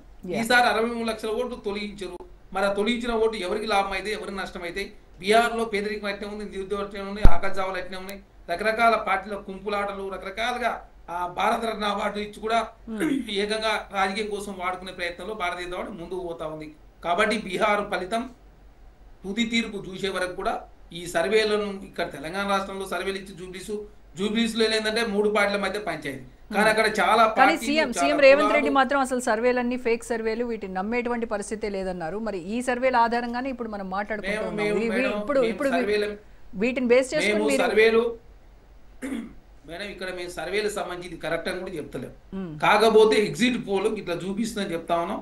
మాకు సర్వేల మీద కాదు, మేము ప్రజలు నమ్ముకున్నాం. మా అభ్యర్థి బలమైన అభ్యర్థి. కాంగ్రెస్ పార్టీ ప్రజలకు ఏం చేయబోతా ఉన్నాం, ఏం చేసినాం, భవిష్యత్తులో ఏం చేయబోతున్నాం చాలా స్పష్టంగా ప్రజలకు వివరించాం. మీకు ఇదిగా ఉన్నాయి. ఇప్పుడు వాటి గురించి మాట్లాడతారు. అనుకూలంగా లేదు, బీఆర్ఎస్ కి అనుకూలంగా ఇస్తే మాత్రం ఇవన్నీ ఫేక్ సర్వేలు, పెయిడ్ సర్వేలు, ఇవన్నీ బ్యాండ్ మేడం వాడు మన డబ్బులు ఇస్తే ఏ పాట ఆ పాట పాడతారు అని చెప్పేసి మాట్లాడతారు. మేడం బిఫోర్ ఎవరైతే ఏదైతే 10 ఫేక్ సంస్థలు అంటే మీన్స్ బిఫోర్ ఎలక్షన్ కోడ్ అమల్లో ఉన్నప్పటికీ 10 మంది రిలీజ్ చేసిన పరిస్థితి మనం చూసినాం. వాళ్ళు ఎలక్షన్ కమిషన్ ఏమడి విరుద్ధం కూడా బీఆర్ఎస్ పార్టీ చూసి ఈ రోజు ఒక్కరోజే V6 వెలుగు పేరు మీద 10 ఫేక్ వీడియోలు క్రియేట్ చేసి కాంగ్రెస్ పార్టీ అభ్యర్థిని కాంగ్రెస్ పార్టీ బదనాం చేసే ప్రయత్నం, ఎలక్షన్ వదిలేసామని చెప్పి సోషల్ మీడియా బీఆర్ఎస్ పార్టీ ముందుకు పోతా ఉంది. బాలరాజ్ గారితో సో బాలరాజ్ గారు, సో ఇవాళ జరిగినటువంటి ఓటింగ్ సరళి మీరు ముందు నుంచి గమనిస్తూ ఉన్నారు కదా, అంటే కాంగ్రెస్ పార్టీ అధికార దుర్వినియోగానికి పాల్పడింది. ఇది మొత్తం అంతా రిగ్గింగ్ చేశారు. లాస్ట్ 1 అవర్ మాత్రం రిగ్గింగ్ చేశారని బీఆర్ఎస్ అభ్యర్థి మాగంటి సునీత అక్కడ ధర్నా చేసినటువంటి పరిస్థితి. సో ఓవరాల్గా ఎలా చూస్తున్నారు? రోజా గారు, ముందుగా మీకు అదేవిధంగా రాజనీతి ప్రేక్షకులకి, యాజమాన్యానికి, పెద్దలు రాజకీయ విశ్లేషకులు రామ్మోహన్ రావు గారికి, అదేవిధంగా కాంగ్రెస్ పార్టీ ప్రతినిధి చరణ్ కౌశిక్ యాదవ్ గారికి, భారతీయ పార్టీ ప్రతినిధి అర్జపూర్ శ్రీనివాస్ గారికి నమస్కారం. ముందుగా ఈరోజు తెలంగాణ జాతి గీతాన్ని అందించినటువంటి అందశ్రీకి కన్నీటి వీడుకోలు తెలియజేస్తూ వారి కుటుంబానికి ప్రగాఢ సంతాపం మరియు అదేవిధంగా ఆ కుటుంబానికి ఉన్న ధైర్యం ఇవ్వాలని ఒక తెలంగాణ ఉద్యమకారుడుగా మాజీ కార్పొరేషన్ చైర్మన్ కోరుకుంటా ఉన్నా. ఒక సుమారు 40-45 రోజుల నుంచి బీఆర్ఎస్ పార్టీగా మా పార్టీ వర్కింగ్ ప్రెసిడెంట్, అదేవిధంగా తెలంగాణ తొలి ముఖ్యమంత్రి కేసీఆర్ గారి ఆధ్వర్యంలో ఒకవైపు హరీష్ రావు గారు కావచ్చు, కార్పొరేషన్ మాజీ చైర్మన్ కావచ్చు, మా మాజీ ఎమ్మెల్యేలు కాదు, అందరూ కూడా సీరియస్గా ఒక భర్త కోల్పోయినటువంటి కుటుంబం మాగంటి సునీత గారు వారికి పెద్ద దిక్కుగా ఉండాలని పార్టీ టికెట్ కేటాయించింది. ఆ క్రమంలో సుమారు 60 లక్షల మంది సభ్యత్వం ఉన్నటువంటి మా పార్టీ ప్రతిపక్ష పార్టీ డెఫినెట్గా మేము మా సిట్టింగ్ సీట్ కాబట్టి దీన్ని డెఫినెట్గా దీన్ని వేసుకోవాలి. ప్లస్ 2 సంవత్సరాల కాలంలో కాంగ్రెస్ పార్టీ ప్రజలకు ఏ హామీలు ఇచ్చింది, హామీల అమలులో విఫలమైన సందర్భాలన్నీ కూడా గుర్తు చేసినాం. ఇలా ఏదైతే సుమారు 8-9 వరకు ఏదైతే సర్వేస్ వచ్చినాయో ఎక్కడ కూడా బీఆర్ఎస్ పార్టీ వెనకబడ్డది లేదు. సుమారు 15 నుంచి 20 మధ్యన బీఆర్ఎస్ పార్టీ గెలుస్తుందని చెప్పినాయి. 9వ తారీఖు నుంచి ఎక్కడైతే జరిగిందో వీళ్ళు ఒకటే అనుకున్నారు మేడం, సామదాన భేద దండోపాయం అంటారు కదా, ప్రజల దగ్గరికి వెళ్ళాడు రేవంత్ రెడ్డి గారు, అక్కడ ఓట్లు రాలేవు. అదేవిధంగా డివిజన్లకు వెళ్ళారు, రోడ్ షోలు నిర్వహించారు, స్పీచ్లు ఇచ్చారు, కేసీఆర్ కుటుంబాన్ని తిట్టారు, కాళేశ్వరం అవినీతి అన్నారు, భారతీయ జనతా పార్టీ బీఆర్ఎస్ ఒకటి అన్నారు, ఇక్కడ కారుకు ఓటేస్తే అక్కడ పోయి కమలమైందని చెప్పినారు. రకరకాల మాటలు, రకరకాల అబద్ధాలు, రకరకాల విష ప్రచారాలు చేశారు. అయినా కూడా బీఆర్ఎస్ పార్టీ సంబంధించిన నమ్మకంతో గతంలో కేసీఆర్ గారు చేసిన అభివృద్ధితోటి డెఫినెట్గా మీ బీఆర్ఎస్ పార్టీకే పట్టం కడతామని చెప్పి అన్ని సర్వేలు చెప్పినాయి. ఎప్పుడైతే ఈ మనకు ఓట్లు రాలేవని తెలిసిన తర్వాతకి తన బ్రదర్ పెళ్ళి ఉండే, వాస్తవంగా 2 రోజులు యాక్చువల్లీ వారు బైక్ ర్యాలీ ఇవన్నీ ఉండే, అవన్నీ క్యాన్సిల్ చేసేసుకొని ఇక మనం ఎట్లయితే ప్రజల దగ్గర గెలవం కాబట్టి ఏం చేయాలి, మొదటి బీఆర్ఎస్ పార్టీ మీ మీద ఇవాళ ఆరోపణ చేసింది కాదు, మొదటగా మీ ప్రచారం వెళ్ళగానే ఇవాళ దేశవ్యాప్తంగా రాహుల్ గాంధీ గారు ఏం మాట్లాడుతున్నారండి, బీహార్లో 60 లక్షల ఓట్లు తొలగించారు, ఓటు చోరీ జరిగింది అన్నారు. మరి అయ్యా జూబ్లీహిల్స్లో కూడా జరిగింది, బీహార్లో ఒక న్యాయం, జూబ్లీహిల్స్లో ఒక న్యాయం కాదు కదా, అక్కడ ఓటు చోరీ జరిగింది అంటున్నావు కదా, ఇక్కడ కూడా ఓటు చోరీ జరిగింది. సుమారు ఒక ఇంట్లో 23 ఓట్లు, నీ అభ్యర్థి ఇంట్లో బ్రదర్కి 2 ఓట్లు ఉన్న పరిస్థితి, సుమారు ఒక కాలనీలో ఒక అపార్ట్మెంట్ 43 ఓట్లు ఉన్న పరిస్థితి. ఎట్లున్నాయని చెప్పేసి అంటే లేదని చెప్పి అన్నారు. Chief electoral officer Sudarshan Reddy గారికి నేనుగా ఒక మాజీ కార్పొరేషన్ చైర్మన్గా బీఆర్ఎస్ పార్టీ అధికార ప్రతినిధిగా ఈ రోజు వరకు 20 సార్లు కంప్లైంట్ చేశామండి. ఒక్క చర్య, ఒక ఓటు తొలగించిన మనం, ఒక అంశం పట్ల చర్య తీసుకున్న మనం చెప్పిన సందర్భాలునే. ఈరోజు మహిళ మా అభ్యర్థి యూసఫ్ కూడా పోయి ధర్నా చేసే పరిస్థితికి వచ్చింది, దొంగ ఓట్లు వేసే పరిస్థితికి వచ్చింది. మహమ్మదీ అనే ఫంక్షన్ హాల్లో యూసఫ్ గూడలో వీళ్ళు పెద్ద ఎత్తున ఒక సమూహాన్ని 200-300 మందిని కాంగ్రెస్ పార్టీ కార్యకర్తలు చేర్చి వాళ్ళకు బుర్కాలు తొడిగి ఓట్లు వేసే పరిస్థితికి వచ్చినారు. దాన్ని మేము చేయించడం కోసం మా అభ్యర్థి పోతే అభ్యర్థిని అక్కడి నుంచి రౌడీ మూకలతో ఎల్లగొట్టే పరిస్థితికి వచ్చినారు. ఇది ఎక్కడ అన్యాయమని అడుగుతున్నాం. ఇలా ఓటర్ కార్డులు ఇష్టం వచ్చినట్టు ముద్రించినారు, ఓటర్ కార్డులు కనపడాయి కదా, మీ అభ్యర్థులు పంచింది కదా, మీ కాంగ్రెస్ పార్టీ పంచింది కదా కొత్త ఓటర్ కార్డులని. ఒకవైపు ఓటు చోరీ జరిగిందని చెప్పినాము, దొంగ ఓట్లు ముద్రించారని చెప్పేసి అన్నాము. అదేవిధంగా ఇలా మేడం పెద్ద ఎత్తున ఇవాళ ఎక్కడైతే మీరు గెలవరని చెప్పేసి వచ్చినాయో మనీ మేడం ఇచ్చాల విడిగా ఇలా బీహార్ గురించి బీజేపీ గురించి మాట్లాడుతున్న కాంగ్రెస్ పార్టీ ఇలా 6,000 7,000 పట్టు చీరల మధ్య సంస్కృతి ఉంది కదా మీరు, ఇవాళ ఇదేం దౌర్భాగ్యము అంటే ఇవాళ ప్రజాస్వామ్యం నమ్ముతున్నామని చెప్పేసి కాంగ్రెస్ పార్టీ ఇచ్చల విడిగా ఇవాళ హైదరాబాద్ నడిగడ్డన జూబ్లీహిల్స్లో ప్రజాస్వామ్యాన్ని హత్య చేసిందండి. ఇలా అయినప్పటికీ కూడా మీకు ఏమొచ్చిందని ఏ సర్వే చూసినా 48, 44, 42, 37 అంటే ఎక్కడ కూడా 3-4% మాత్రమే. డెఫినెట్గా చెప్తున్నాం మేడం, 5 నుంచి 6 గంటల మధ్యన ఓటర్స్ ఇంకా లోపలే బూత్ లోపలే ఉన్నారు. సర్వేలు 6 గంటలకు వచ్చినాయి, కానీ 6 గంటల నుంచి 7 గంటల మధ్యన వేసే ఓటు ఏదైతే ఉందో సుమారు ఒక 5%, 2-3% ఉంటుంది ఈజీగా. కాబట్టి బీఆర్ఎస్ పార్టీగా మీరు నమ్మేది ఏంటంటే వీళ్ళు అనుకున్నారు, ఇలా బ్యాడ్ బ్రదర్స్ అన్నారుగా మేడం, 2 బ్యాడ్ బ్రదర్స్ వీళ్ళు కలిసారు, ఒక ఆయన సంజయ్, ఒక ఆయన కిషన్ రెడ్డి. 2 బ్యాడ్ బ్రదర్స్ వాళ్ళకే ఇంటర్వ్యూలు, కిషన్ రెడ్డికి గుడ్ బ్రదర్స్ అయిపోయి ఇవాళ రేవంత్ రెడ్డి గుడ్ బ్రదర్స్ అయినారు. ఇవాళ 100% కావాల్సుకొని ఏదైతే మైనార్టీ ఓట్ బ్యాంక్ ఎక్కడైతే బీఆర్ఎస్ కోటేస్తారనే ఆలోచనతోటి ఒకవైపు కిషన్ రెడ్డి, ఒకవైపు బండి సంజయ్, ఆ మైనార్టీ ఓటు మొత్తం కూడా కాంగ్రెస్కి స్లిప్ అయ్యే విధంగా, డైవర్ట్ అయ్యే విధంగా మొత్తం ఒకరికొకరు చేరగొట్టుకోవడం. 2 గుడ్ బ్రదర్సే, కానీ బయటికి మాత్రం జూబ్లీహిల్స్లో బ్యాడ్ బ్రదర్స్ లెక్క కనపడడం. ఒకరు సంజయ్ వస్తాడు, ఆడికి పోదాం ఈడికి పోదాం ఏమైందంటే మేడం 1-2 అంశాలు రోజా గారు, ముస్లిం ప్రజానికం ఎంఐఎం చెప్తుంటారు, ఎంఐఎం చెప్తే ఏదో పాత బస్సులు ముస్లిం ప్రజలు, కానీ జూబ్లీహిల్స్లో బీఆర్ఎస్కి వేద్దాం అనుకుంటారు. ఎందుకంటే వాళ్ళకి షాదీ ముబారక్, మైనార్టీ స్కూల్ నిర్మాణం, అదేవిధంగా ముస్లిం సంబంధించిన రంజాన్ తోఫా, అదేవిధంగా ముస్లిం ప్రజలకు ఎక్కడ కూడా చిన్న ఈ 10 ఏళ్ల కాలంలో ఒక్కరికి ఇబ్బంది లేదు. మత సామరస్యం, గంగా జమున తహజీబ్ అనే సంస్కృతిని హైదరాబాద్లో విరసన చేసినవండి బీఆర్ఎస్ పార్టీగా కేసీఆర్ నాయకత్వంలో.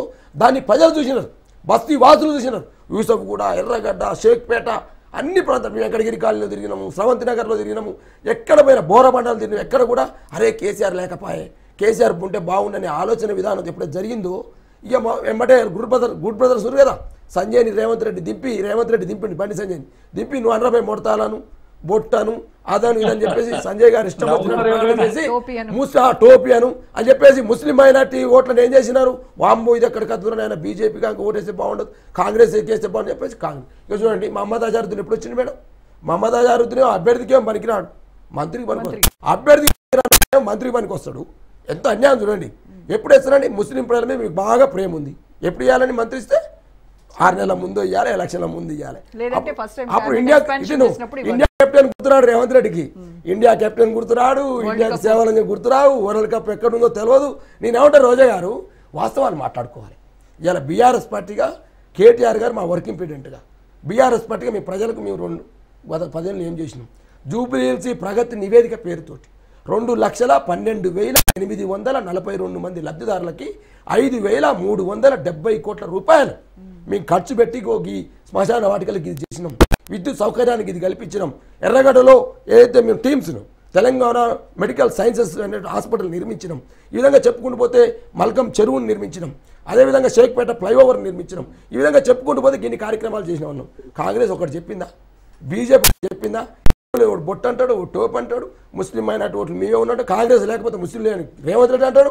ఇద్దరు కలిసి వచ్చి ఏం చేస్తారు, పెట్టి పరిస్థితుల్లో బీఆర్ఎస్ 2023 ఎలక్షన్స్ లో మీరు ప్రచారం చేసుకున్నప్పుడు కూడా మీరు గత 10 ఏళ్లుగా మీరు ఏం చేశారనేదే చెప్పారు, దాని ఫలితం చూసాం. మళ్ళీ మీరు ఏం చేశారనేదే చెప్పారు. మరి ఇప్పుడు ప్రజలు నమ్ముతారా? 100% మేడం. ఎందుకంటే మేడం గతంలో షాదీ ముబారక్ ఉండే, అది గతంలో మాకు రంజాన్ తోఫా ఉండే, గతంలో బతుకమ్మ చీరలు ఉండే, గతంలో కేసీఆర్ కిట్ ఉండే, గతంలో దళిత బంధు ఉండే, గతంలో బీసీ బంధు ఉండే. ఈ రోజునే 2 నెలల నేను అడుగుతున్నాను, నేను ఎన్ని అంశాలు బేరేజ్ వేసుకోరా ప్రజలు. గతంలో కేసీఆర్ ఉన్నప్పుడు రంజాన్ తోఫా ఉంది, ఇప్పుడు ఎందుకు లేదు? గతంలో బతుకమ్మ చీర ఉండే, ఇప్పుడు ఎందుకు లేదు? గతంలో కేసీఆర్ కిట్ ఉండే, ఇప్పుడు ఎందుకు లేదు? గతంలో బస్తీ దవాఖాన సౌకర్యాలు బాగుండే, ఇప్పుడు ఎందుకు లేదు? ఇవన్నీ compare to KCR government, compare to Revanth Reddy government. So definite గా రియలైజేషన్ వచ్చింది కాబట్టి బీఆర్ఎస్ పార్టీ గెలుస్తుందనే ఆలోచనతోటే ఇక ఎమ్మటే ఇంటర్నల్ ప్రదర్శన దించిండు, ఇద్దరిని దించిండిగా దించి ఓటు బొట్టు, ఓ టోపీ, మొడతాడు, రకరకాల ప్రయత్నాలు చేసి ముస్లిం ఓటు బ్యాంక్ మేడం ఒకవైపు అక్బరుద్దీన్ అసదుద్దీన్ నేనే పరిస్థితి లేదు. వాళ్ళు మేము పోతే ముస్లిం ఇట్లా అంటారు, మమ్మల్ని ఇట్లా కారుకేస్తామంటున్నారు. ఇది గ్రహించినటువంటి వాళ్ళు మేము ఇప్పటికి కూడా చెప్తున్నాం మేడం, రోజా మేడం గారు ఇప్పటి కూడా మేము ఆశలు సన్నగిల్లలు ఏదో 2% 3% అంటున్నారు. డెఫినెట్గా ఇవాళ మీరు మేడం ఇంత దుర్వినియోగం రోజా గారు, ఇవాళ ప్రజాస్వామ్యాన్ని రక్షించాలి, రాజ్యాంగాన్ని చేతిలో పట్టుకొని తిరుగుతారు కదా రాహుల్ గాంధీ గారు. ఎటుపోయింది నీ రాజ్యాంగం? ఓటు చోరీ అంటివి, ఇక్కడ ఓటు చోరీ చేస్తేవి. రాజ్యాంగాన్ని ప్రజాస్వామ్యం రక్షించాలి, దేశం బీజేపీ అన్యాయం చేస్తున్నట్టువి, ఇక్కడ నువ్వు అన్యాయం చేస్తూ ఉంటావు. ఏం చేసినావండి? యథేచ్ఛగా 4 లోకాలందరినీ వెళ్ళిపోమని చెప్పింది ఎలక్షన్ కమిషన్. ఇవాళ నీ ఎమ్మెల్యేలు, నీ మంత్రులు, అంటే ఒక డిప్యూటీ సీఎం బట్టి విక్రమార్క గారు యథేచ్ఛగా కాన్ఫరెన్స్లో ఈ సైరన్ వేసుకొని తిరిగే పరిస్థితి ఎక్కడిది మేడం? రోజా మేడం గారు మీరు సీనియర్ జర్నలిస్టు, తెలంగాణ ఉద్యమాలు చూసిరు, మిమ్మల్ని చెప్పని చూస్తున్నాం. మీరు అడగండి, డిప్యూటీ సీఎం కాన్వాయి జూబ్లీహిల్స్తో తిరిగిందా లేదా? 14 మంది మంత్రులు అక్కడ తిరిగిన పరిస్థితి, 50 మంది ఎమ్మెల్యేలు అక్కడ తిరిగిన పరిస్థితి, 20 మంది ఎమ్మెల్సీలు అక్కడ తిరిగిన పరిస్థితి, 30 మంది కార్పొరేషన్ చైర్మన్లు అక్కడ తిరిగిన పరిస్థితి. వాళ్ళందరూ కోట్లు ఉన్నాయంటే అన్న ఆగే ఓ బంధం బయటపడదు. అప్పుడే బంధం బయటపడదనా? బాధపడుతున్నావు మహేష్ అన్న, బంధం బయటపడదా? టోపీ, మొన్నదాడు, బొట్టు అన్ని చెప్పారు కదా, ఓటు వేయించారు, 1-2% ఓటు వేయించారు కాంగ్రెస్ కి. ఆగు మేడం అన్ని చెప్పనియాలి మేడం. ఒక్క నిమిషం ఆగన్నా మేడం, ఒక్క నిమిషం. Chief electoral officer Suresh Reddy గారికి ఏంటి సార్ ఎమ్మెల్యేలకి ఇట్లా ఏంటంటే ఫోన్ చేసి 2 నిమిషాలు మాట్లాడతారు. ఒకటి ఏమైతుందంటే ఇప్పుడు సర్వేలు ఎట్లున్నాయంటే ఆచలపల్లికిలో అభ్యర్థులు ఊహల ఉయ్యాల కార్యకర్తలు ఇంకొక 30-42 గంటలు ఉంటారు. 42 గంటలు. ఎందుకంటే ఇవాళ 8 అవుతుంది, రేపు 8కి ఎల్లుండి ఉదయం 8 గంటలకు కౌంటింగ్ మొదలవుతుంది. ఆ తర్వాత 4-5 గంటల ఈవీఎంలు కనుక 12 1 గంటల కల్లా క్లియర్ అయిపోతుంది. అయిపోతుంది. అంటే ఇప్పటిదాకా వాళ్ళు ఆశల పాలికలు ఊరేగే నష్టమే లేదు. కనుక ఇక్కడ మాత్రం దగ్గరగా జూబ్లీ హిల్స్ లో దగ్గరగా పోటీ ఉంది. ఇప్పటికి కూడా ఏమంటున్నారంటే కాంగ్రెస్ పార్టీ గెలుపు నల్లేరు మీద నడక కాదు, ఇప్పుడు వీళ్ళ ఓటమి కూడా అట్లా కాదు. కానీ ఏం చేస్తున్నారంటే ఇప్పటికిచ్చే ఓటమికి కారణాలు వీళ్ళు వెతుకుంటున్నారు. ఇద్దరు కూడా కాంగ్రెస్ బీఆర్ఎస్ రెండు కూడా. అంటే ఓటమి ఎట్లా గెలుపు అయితే ఎట్లా ఇప్పటికి కారణాలు వెతుకున్నారు, అయిపోయింది, రెడీ ఫిక్స్ చేసుకున్నారు. ఇప్పుడు ఎంత ప్రచారం చేసినా కొత్తగా ఓటు అయితే పడదు కదా, అయిపోయింది గత జల సేతు బంధనం. ఇప్పుడు మనం ఎంత చేసినా చచ్చిపోయిన భార్య పలిగిపోయిన బిడ్డడు పాలిచ్చినట్టే అవుతుంది, అంతకని ఏం లేదు. ఇప్పుడు రెండోది ఏంటంటే బీజేపీ ఆటలో అరటి పండు అని నేను అంటున్నాను. ఎందుకంటే గెలవరు అని స్పష్టంగా చెప్తున్నాను, గెలవరు కానీ వాళ్ళు మాత్రం ఎవరు గెలిచినా వాళ్ళు కారణం అవుతారు. రెండు అప్పుడు చెప్తున్నా, ఇప్పుడు కూడా ఎన్నికల తర్వాత కూడా చెప్తున్నాను. వాళ్ళు గతంలో 25,000 ఓట్లు వచ్చినాయి 2023లో అసెంబ్లీకి, కానీ 65,000 ఓట్లు 64,000 చిల్లర ఓట్లేమో 2024 పార్లమెంట్లో వచ్చినాయి. 64,000 ఓట్లు ఇటు పరిస్థితిలో ఇప్పుడు మనం 7% కాదు 10% వచ్చిన 20,000 ఓట్లు దాటలేవు కదా. అంటే ఆటలో అరటి పండు ఏంటంటే అరటి పండు శక్తి తక్కువది కాదు. రోజా గారు, మీరు అరటి పండు తిని కింద తొక్క పడేస్తాం కదా, తొక్క మీద జారి పట్టేవాళ్ళు ఎవరు? కాంగ్రెస్ బీఆర్ఎస్ రెండిట్లో జారి పెట్టేవాళ్ళు ఎవరో ఇద్దరు. ఇప్పుడు బీఆర్ఎస్ ఆరోపిస్తున్నట్టుగా కాంగ్రెస్ కి అడ్వాంటేజ్ చేయడానికి, కాంగ్రెస్ ప్లస్ చేయడానికి బీజేపీ నాయకులు రంగంలోకి నేను చెప్తాను. బీఆర్ఎస్ కూడా అడ్వాంటేజ్ కావచ్చు. ఎట్లా చెప్తాను, ఇప్పుడు పక్క ముస్లిం అంటే కాంగ్రెస్ అంటే ముస్లిం అని వాళ్ళు అన్నారు కదా, దాని మీద మనకెవరు బండి సంజయ్ వచ్చినాక పరిస్థితి మారింది. పాపం కిషన్ రెడ్డి గారు చాలా వయసు పోయింది. ఎక్కడ కూడా ఈ ముగ్గురు పోల్చుకుంటే బ్యాడ్ బ్రదర్స్ గుడ్ బ్రదర్స్ కానీ రేవంత్ రెడ్డి గారిని అట్లానే కేటీఆర్ గారిని పోల్చుకుంటే కిషన్ రెడ్డి నిజంగా గుడ్ బ్రదర్ కాదు, గుడ్ బాయ్. ఎందుకంటే తర్వాత వచ్చిన బ్యాడ్ బాయ్ ఇంకొక ఆయన ఉన్నాడు బండి సంజయ్ గారు, ఏది పడితే అది మాట్లాడిండు. దానివల్ల ఏమవుద్దంటే హిందూ ఓట్లు పోల్ అయితే అంటున్నాడు. ఎటైతే ఇటు ముస్లిం అంటే మన కాంగ్రెస్ అంటే ముస్లిం అన్నారు కనుక బీజేపీ గెలవదు అనుకున్నప్పుడు హిందువులు ఎట్టేస్తారు ఓటు, ఖచ్చితంగా బీఆర్ఎస్ కి ఇస్తారు అంటున్నాడు. గతంలో 2023లో జరిగింది అదే. 2023లో బీజేపీ వీక్ కావడం వల్ల కాంగ్రెస్ గెలిచింది అటు పక్క, అప్పుడు కాంగ్రెస్ లాభమైంది. ఇప్పుడు ఈ నియోజకవర్గంలో మాత్రం బీజేపీ వీక్ కావడం వల్ల ఉంటే 4 ఓట్లు ఏమైనా ఉంటే కాంగ్రెస్ పార్టీ లాభం అవుతుంది. ఎందుకంటే మేమంటే ముస్లిం అంటే మేమన్నాడు కనుక బీజేపీ వెయ్యని ఓటు ఏమైనా ఉంటే మా కాంగ్రెస్ పడకపోవచ్చు అంటున్నాను. ఇక్కడ అది ఆటలో అరటి పండు వాళ్ళు ఖచ్చితంగా మన బీజేపీ అవుతుంది. బీజేపీ విసిరిన అరటి తొక్క మీద కాంగ్రెస్ జారి పడుతుందా, మన బీఆర్ఎస్ జారి పడుతుందా చూద్దాం ఒకటి. అందుకని ఈ 42 గంటలు బతకనియండి, ఆశల పల్లెకలు బతకనియండి. 3-3.5% ఓట్లు అంటే మీరు సర్వే సంస్థల మాట కింద క్లాజ్ రాస్తాయి, ఏది పతి ప్రాణం దక్క ప్రతి సాగుతీ సినిమా లాగా వాళ్ళు ఏం చేస్తారు 5% అటు ఇటుగా ఉంటారు కదా. 5% అటు ఇటుగా అంటే మనం చెప్పొచ్చు. నెంబర్ 1 ఇక బీహార్ది ఒక మాట చెప్పుకిస్తాను. బీహార్లో ఏమైతే అంటే ఆటలో అరటి పండు 2 ఉన్నాయి అక్కడ. ఒకటి ఎంఐఎం, రెండోది జనసురాజ్ పార్టీ. వాళ్ళిద్దరు కూడా ఇప్పటికి నేనేమంటున్నానంటే తేజస్వి యాదవ్ తక్కువ అంచనా వేయడానికి వీల్లేదు. వాళ్ళే ఎక్కువ స్థానాలకు పోటీ చేసింది ఆయనే, వాళ్ళే. కాంగ్రెస్ పార్టీ గట్టిగా అడుగుతా కూడా మీ ఇష్టం ఉంటే ఉండండి, లేకపోతే వెళ్ళిపోండి, నా కూటమి మొత్తం నేనే చేసుకుంటాను తిరగబడ్డాక కదా ఆయన ముఖ్యమంత్రి ప్రకటించింది, చూసినాం కదా మనం. కనుక ఇప్పటికీ 101 బీజేపీను జేడీయూ ఎంత పోటీ చేసినాయి, మ్యాజిక్ ఫిగర్ దాటే సీట్లు వాళ్ళకి ఇద్దరికి రావు, ఇద్దరు కలిపితేనే సీట్లు. కనుక బీజేపీకి గతంలో 76 వచ్చినా 80 వచ్చినా ఆ బీజేపీకి ఇంకో 80 కానీ 90 కానీ సంపాదించుకుంటే నితీష్ కుమార్ వీక్ అయింది ఈసారి. కానీ నితీష్ కుమార్ కంటే బీజేపీ 100 సీట్లు దగ్గర గెలిస్తే తప్ప ఇటు పక్కన 101 గెలుస్తారా, పోటీ చేసిన 101 కదా. కనుక వాళ్ళకి అవకాశం లేదు, 90 సీట్లు గెలిచే అవకాశం కంటే ఎక్కువ లేదు మాక్సిమం ఉంటే కూడా, అన్ని పాజిటివ్ పడితే కూడా. కానీ నితీష్ కుమార్ ఒకవేళ నేను డెడ్ లగేజ్ అంటున్నాను బీజేపీ పార్టీకి, నితీష్ కుమార్ ఎంత ఎక్కువ ఓడిపోతే బీజేపీ నష్టపోతుంది. ఇటుపక్క తేజస్వి యాదవ్ పూర్తిగా నష్టపరిచేది ఏమంటే కాంగ్రెస్ పార్టీ చెప్తున్నాను. 70 సీట్లకు పోటీ చేస్తే 19 సీట్లు గెలుచుకున్నారు పోయినసారి. నిజంగా వాళ్ళు కనుక ఒక 30 సీట్లు గెలుచుకుంటే తేజస్వి యాదవ్ ముఖ్యమంత్రి పోయినసారి ఎందుకు అరేపోయిండు. అందుకనే కాంగ్రెస్ పార్టీ డెడ్ లగేజ్. ఇద్దరి మధ్యన ఆటలు ఆడేటువంటి ఈ 2 ఎందుకు అవుతున్నాయంటే జనసురాజ్ పార్టీ ఖచ్చితంగా తేజస్వి యాదవ్ లేకుంటే మహాగఠబంధన్ నష్టం చేస్తాడు అంటున్నాడు. ఇంకొక ఇటేమో నష్టం చేస్తాడు జనసురాజ్ పార్టీ, అటుపక్క ఎంఐఎం బీజేపీ లాభం చేస్తుంది. గతంలో చూసినాం 2020 ఎన్నికల్లో 5 సీట్లు మన ఎంఐఎం బీహార్ లో గెలుచుకున్నది. గెలిచిన తర్వాత మళ్ళీ 5 సీట్లు గెలుచుకున్నారు సార్. 5 అంటే 4 అంటే ఇంకోటి పోయింది మళ్ళీ తర్వాత వాళ్ళు మా పార్టీ ఫిరాయించండి. 5 అయితే 5 కానీ 4 కానీ గెలుచుకున్న దానికి కారణం ఏంటి, ముస్లిం హిందూ ఓట్ల విభజన చేసిన వాళ్ళు చేయడం జరిగింది. అయితే ఈసారి అక్కడ ముస్లింలు తెలుసుకున్నారు ఎంఐఎం పార్టీని ఒకదాన్ని మేము సపోర్ట్ చేయమన్నారు కనుక అక్కడ 2-3 కూటములు కట్టే ప్రయత్నం చేసిండు. ఒక ముస్లిం పార్టీ, నా పేరు జ్ఞాపకం వస్తలేదు, అక్కడ వేరే మేము ఎంఐఎంతో కలవం అన్నారు. ఎందుకంటే బీజేపీకి లాభం అవుతుంది మేము కలవమని చెప్తే రెండు పార్టీలు ఇప్పుడు మన ఎంఐఎం ఇంకో పార్టీ రెండు వేరువేరుగా పోటీ చేస్తున్నాయి. దానివల్ల ఏమైతుంది, ముస్లిం ఓట్లు ఖచ్చితంగా ఒక్కదికి పడాయి. అంటే ముస్లిం ఓట్లు చీల్చడానికో జనసురాజ్ పార్టీ, ఆ రెండు ముస్లిం పార్టీలు మూడు కలిసి ముస్లింల ఓట్లు చీలుస్తాయి. రెండవది మన సెక్యులర్ ఓట్ల కూడా ఈ మూడు పార్టీలు చీలుస్తాయి. ఎందుకంటే ముఖ్యంగా జనసురాజ్ పార్టీ మోడీకి వ్యతిరేకం ఇటుపక్క. కానీ ఇక్కడ ఎవరు నష్టం చేస్తారు, మోడీకి వ్యతిరేకమైన ఓట్లన్నీ ఏమైతే ఇటు పక్కన వీళ్లకు చీలిపోతాయి కదా, జనసురాజ్ పార్టీ కొన్ని పడతాయి కదా. దాంతో అక్కడ ఈ రెండు పార్టీలు ఇక్కడ బీజేపీ ఎట్లా ఆటలో ఆడి పంట ఎట్లా అవుతుందో వాళ్ళు ఓటు షేర్ పట్టుకోవడం బీఆర్ఎస్ కాంగ్రెస్ లాభం ఏదైతే బీఆర్ఎస్ కి అయితే అంటున్నాడు. రెండోది అక్కడ మాత్రం మన బీహార్ లో మాత్రం జనసురాజ్, ఎంఐఎం ఇంకొక పార్టీ మూడు కలిసి సెక్యులర్ ఓట్లు చీలుస్తారు కనుక మహాగఠబంధన్ కొంచెం నష్టం జరిగే అవకాశం ఎక్కువ ఉన్నది. కానీ ఇప్పటికి కూడా మొన్న 70 సీట్ తేడా ఏది జనసురాజ్ మన తేజస్వి యాదవ్ పార్టీ ఆర్జేడీకును ఇటు పక్కన బీజేపీ ఇప్పుడు కూడా తేడాలో ఇద్దరు ప్రధానంగా పోటీ పడుతున్నారు. జనసురాజ్ పార్టీ 130 స్థానాలు పైగా పోటీ చేస్తుంది కనుక అది కనుక 100 స్థానాలు గెలుచుకుంది అనుకోండి, మొత్తం రాష్ట్ర రాజకీయాలు మొత్తం మారుతాయి. మనకు జూబ్లీ హిల్స్ ఎన్నికల్లో కూడా ఈ రెండు పార్టీలు ఏది గెలిచినా రాష్ట్ర రాజకీయాలు ఖచ్చితంగా మారుతాయి అంటున్నాడు. బీజేపీ మన కాంగ్రెస్ గెలిస్తేనేమో ఈ 3 ఏళ్ల పరిపాలన మొత్తం నల్లేరు మీద నడక మా ఇష్టం నడు చేసుకోవచ్చు అని కాంగ్రెస్ ముఖ్యమంత్రి భావిస్తాడు. ఒకవేళ ఓడింది అనుకోండి, ఈ 2 ఏళ్ల పరిపాలన మీద రెఫరెండం కొంత రాజకీయాల్లో కొంత మార్పు వచ్చే అవకాశం ఉంది, సంక్షేమ పథకాలు అమలయ్యే అవకాశం ఉంది అని కూడా మాట అంటున్నారు.